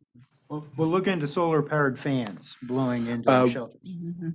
Fan. Yes, sir. We are looking at something like that. All right. Thank you. Anything Great else? information and exciting for you, things going forward, right? We've had a lot of programs start that I've been working on for 4 years that are starting to come to the end. Yeah, it takes We have time. a procurement in for the intelligent transportation system, where you have apps for the paratransit side, it's going to give apps for the fixed route side. We also have advertisement on the buses that what's the word I'm looking for? Like a TV. So like Google Ads showing up on TV, they'll be up there, but also have things like weather, how much to your next station, where all the buses are, stuff like that. Kurt, I just have to tell you something. Mhm. I remember Mike Carroll, our previous, PCPT. And then I also remember when you first started, and I have to tell you, you've been a real gift to this county. You got a great personality, and you're just really so informative, and I just feel like, good job. Thank you. I appreciate that. Yeah, well, we appreciate you. So, Thank you. any other questions? Y'all have a great day. Thank you. All right, we're going to try to do this quick, right? Do we have any discussion to be held at this point? Well, it was. I have one. Uh-huh. We have, for CAC membership, I do have Christy Zimmer online. She contacted me about 1.5 years ago. I don't know, some of you on the board remember Christy. She was with us, and unfortunately, she had some health issues and had to resign. And now she's back with us, ready to go again. I asked her to resubmit her application because now we have a slightly different process. We come to the CAC and then we bring it to the board, and the board would like an application attached. So I asked her to resubmit the application, but I wanted to bring it to the board, to the CAC. And then when we go in June, I'll just have the board we'll vote on it again. So I just wanted Christy to just come on for a few minutes, and for those of you that are new, to introduce yourself and kind of say what you've done over the last 20 years. And I think if I remember correctly, I believe your mom sat on the county commission, Christy, way back when. So if you could just give us a brief introduction. Thank you. Hi, everybody. Hi. Hey, Kurt, I'm back. I've always been a proud of our public transportation system, fought hard and long to get that cross-county connector in. I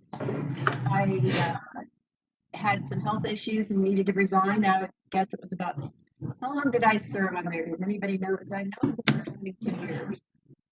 Only from when I moved to my house. So anyway, I'd like to get back involved with everybody and see you guys have gone through a lot of hard times, challenges, and struggles. God bless you. And hopefully I'll get y'all's approval. Awesome. Thank you, Christy. And we have a at-large position open We have a, we do have a, I believe Chris Poole has moved on to the Planning Commission. So we do have the alternate position open for Mike Moore's district that she can fulfill. I will double check with Mike Moore's assistant, but I'm pretty sure Chris Poole does sit on the Planning Commission at this point. He does. He does, sit yes. on So I'm pretty sure he is now over on the Planning Commission. And we Y'all haven't, still sending out to him? I don't know that he. I don't think we formally- do. So I have that in my records. I will verify, but we can do an alternate or we can do the at-large member position. But I think Christy, you want at-large, correct? Yes, please. Okay. So if everyone, if we can take a vote, so we can bring the recommendation forth to the MPO board, that would be great. Regarding Christie? Yes, Do we make a motion? yes, first? we would like, All if right. you can make a motion, I second. All right, Tom and Marilyn, and all in favor? Aye. Okay. Thank you, everyone. She brings a lot of historical. Yes, that's what I- Institutional knowledge to this thing. Well, I'm excited to meet you, Christy. yes, and if we have, if Christie does get approved, that means we'll have all our at-large memberships filled. And we will also have all of our positions filled, and the only position we will have unfilled is the city of Port Richey. So again, through adversity, we have been working hard to fill our positions. So we have been working hard and it does show. Wonderful. Well, thank If you. someone from staff might be able to talk to Scott Tremblay. I have been emailing and reaching out. I think I might just I have know some I've coffee, repeated bring my- some coffee on over to the Port Richey City building. Did you say? And Marilyn? if I ever get back to my Rotary Club, I'll definitely talk to Like- him. All right. How about, have you reached out to Lee Henley? Lee said he was healing up and that he would be coming back soon. So I did talk to him. He is healing, he is on the mend, and he is wanting to come back. Because he did have health problems. Yeah. so- Good. All right. Any other discussion that we have at this moment? No. Okay. And then future agenda topics Where are we? on number 10? 10? I think Clint had the round table for his, This is where, should I just? yes, send this is email- where you would, yep. Email Tina separately just on. I already sent the email to Tina and VinCat that you discussed. I'm gonna send the picture as well that you sent. It just has to do with the Fairwinds Road, Colony Road area. There's, yeah, we're a little rural. We don't have streetlights out there, but like I said, there was a gentleman in a wheelchair going the opposite direction with no legs. There's no sidewalks there. There's no markings at all on Fairwinds Road at all. No lines that divide the road, nothing. So I just think, I just don't want something to be a disaster and then the county's picking up pieces. If something, could have been prevented, that's all. So. Oh, good. All right. Also, if we are on item 10, Mhm. one of the topics I spoke about last time we met was an update on T-BARTA. However, I believe that the latest legislative session is planning to continue to fund them. Is that correct? Carl can definitely shed some light on this. Carl, Great. if you want to, I can. I go to the meetings. The bill that was up there to defund Tabarda did not make it past committee. I believe there's only a Senate side. There wasn't a House side. You have to have both, I believe. I do know that T-BARTA is funded through FY22, and I know T-BARTA is looking at it. I don't want to put words in their mouth, but the last meeting, if you haven't seen them, was the big project that they're working on, the RRT. I think is maybe in trouble of being canceled. I know they were going to talk about RRT? Regional Rapid Transit, the one that started up on 54, going down 75, 275, all the way across to Howard Franklin into there. That's that one. There is, there's some consensus issues on that. And unless all three counties agree to it, it's not going anywhere because FDOT's not even going to recommend it to go forward to FTA. That's my gut feeling. That's my opinion. I know there was look at express bus service. The problem is the issue that has been coming up is that it will be in competition with the services that are already provided. There was a lot of talk about why is this county providing trips for this county and so forth. There's a lot of different things going on there. So I would say Tabarda is very up in the air, and I don't know where it's going. Go ahead. Okay, another thing then, would be the Suncoast Parkway. Did the legislature continue to make motions about extending it north? I don't Okay. know those ones. That one I can't do. Carl might be able to do that one, Okay. but Tabarda I'm more familiar with. Okay, Carl. Senator Harrell ran a bill that was passed by both the House and the Senate, first the Senate, then the House, modifying what was called MCORs. So the current bill eliminates MCORs but preserves two of the corridors, Suncoast going north, and then presumably picking up Route 19 with improvements on it, allowing for an interstate-like facility, because 19, many sections of it are fairly rural, 4-lane, divided. You can move along at 65 quite comfortably. You do go through municipalities where you have to slow down. So the bill does say to continue that study or that effort. It does take out some of the timelines that were put on there, which were very aggressive, and then extending over towards Orlando. The extension of the turnpike actually this way. But then the south route was eliminated altogether. Okay, thank you very much. You're very welcome. Thank you. All right. Well, Carl, we're excited to have you with us. Can you tell me how do we say your last name? Don't worry about it. It is McKiska, but I go with Carl because it's such a difficult last name that I consider it abuse of you if I ask you to use my last name. Well, I know how to thank say you. it. We're excited to have you with us, and you know you have great people. Tania's been really amazing through all this. It's been difficult, and Tina's what I hear, you're just a godsend for this county. So thank you.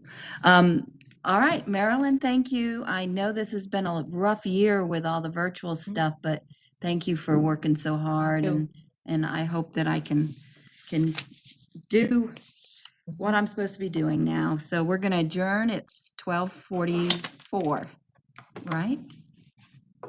Yes, it Okay, is. well, Thank that was a long you. meeting. We make a motion to adjourn her. Okay. It was a marathon.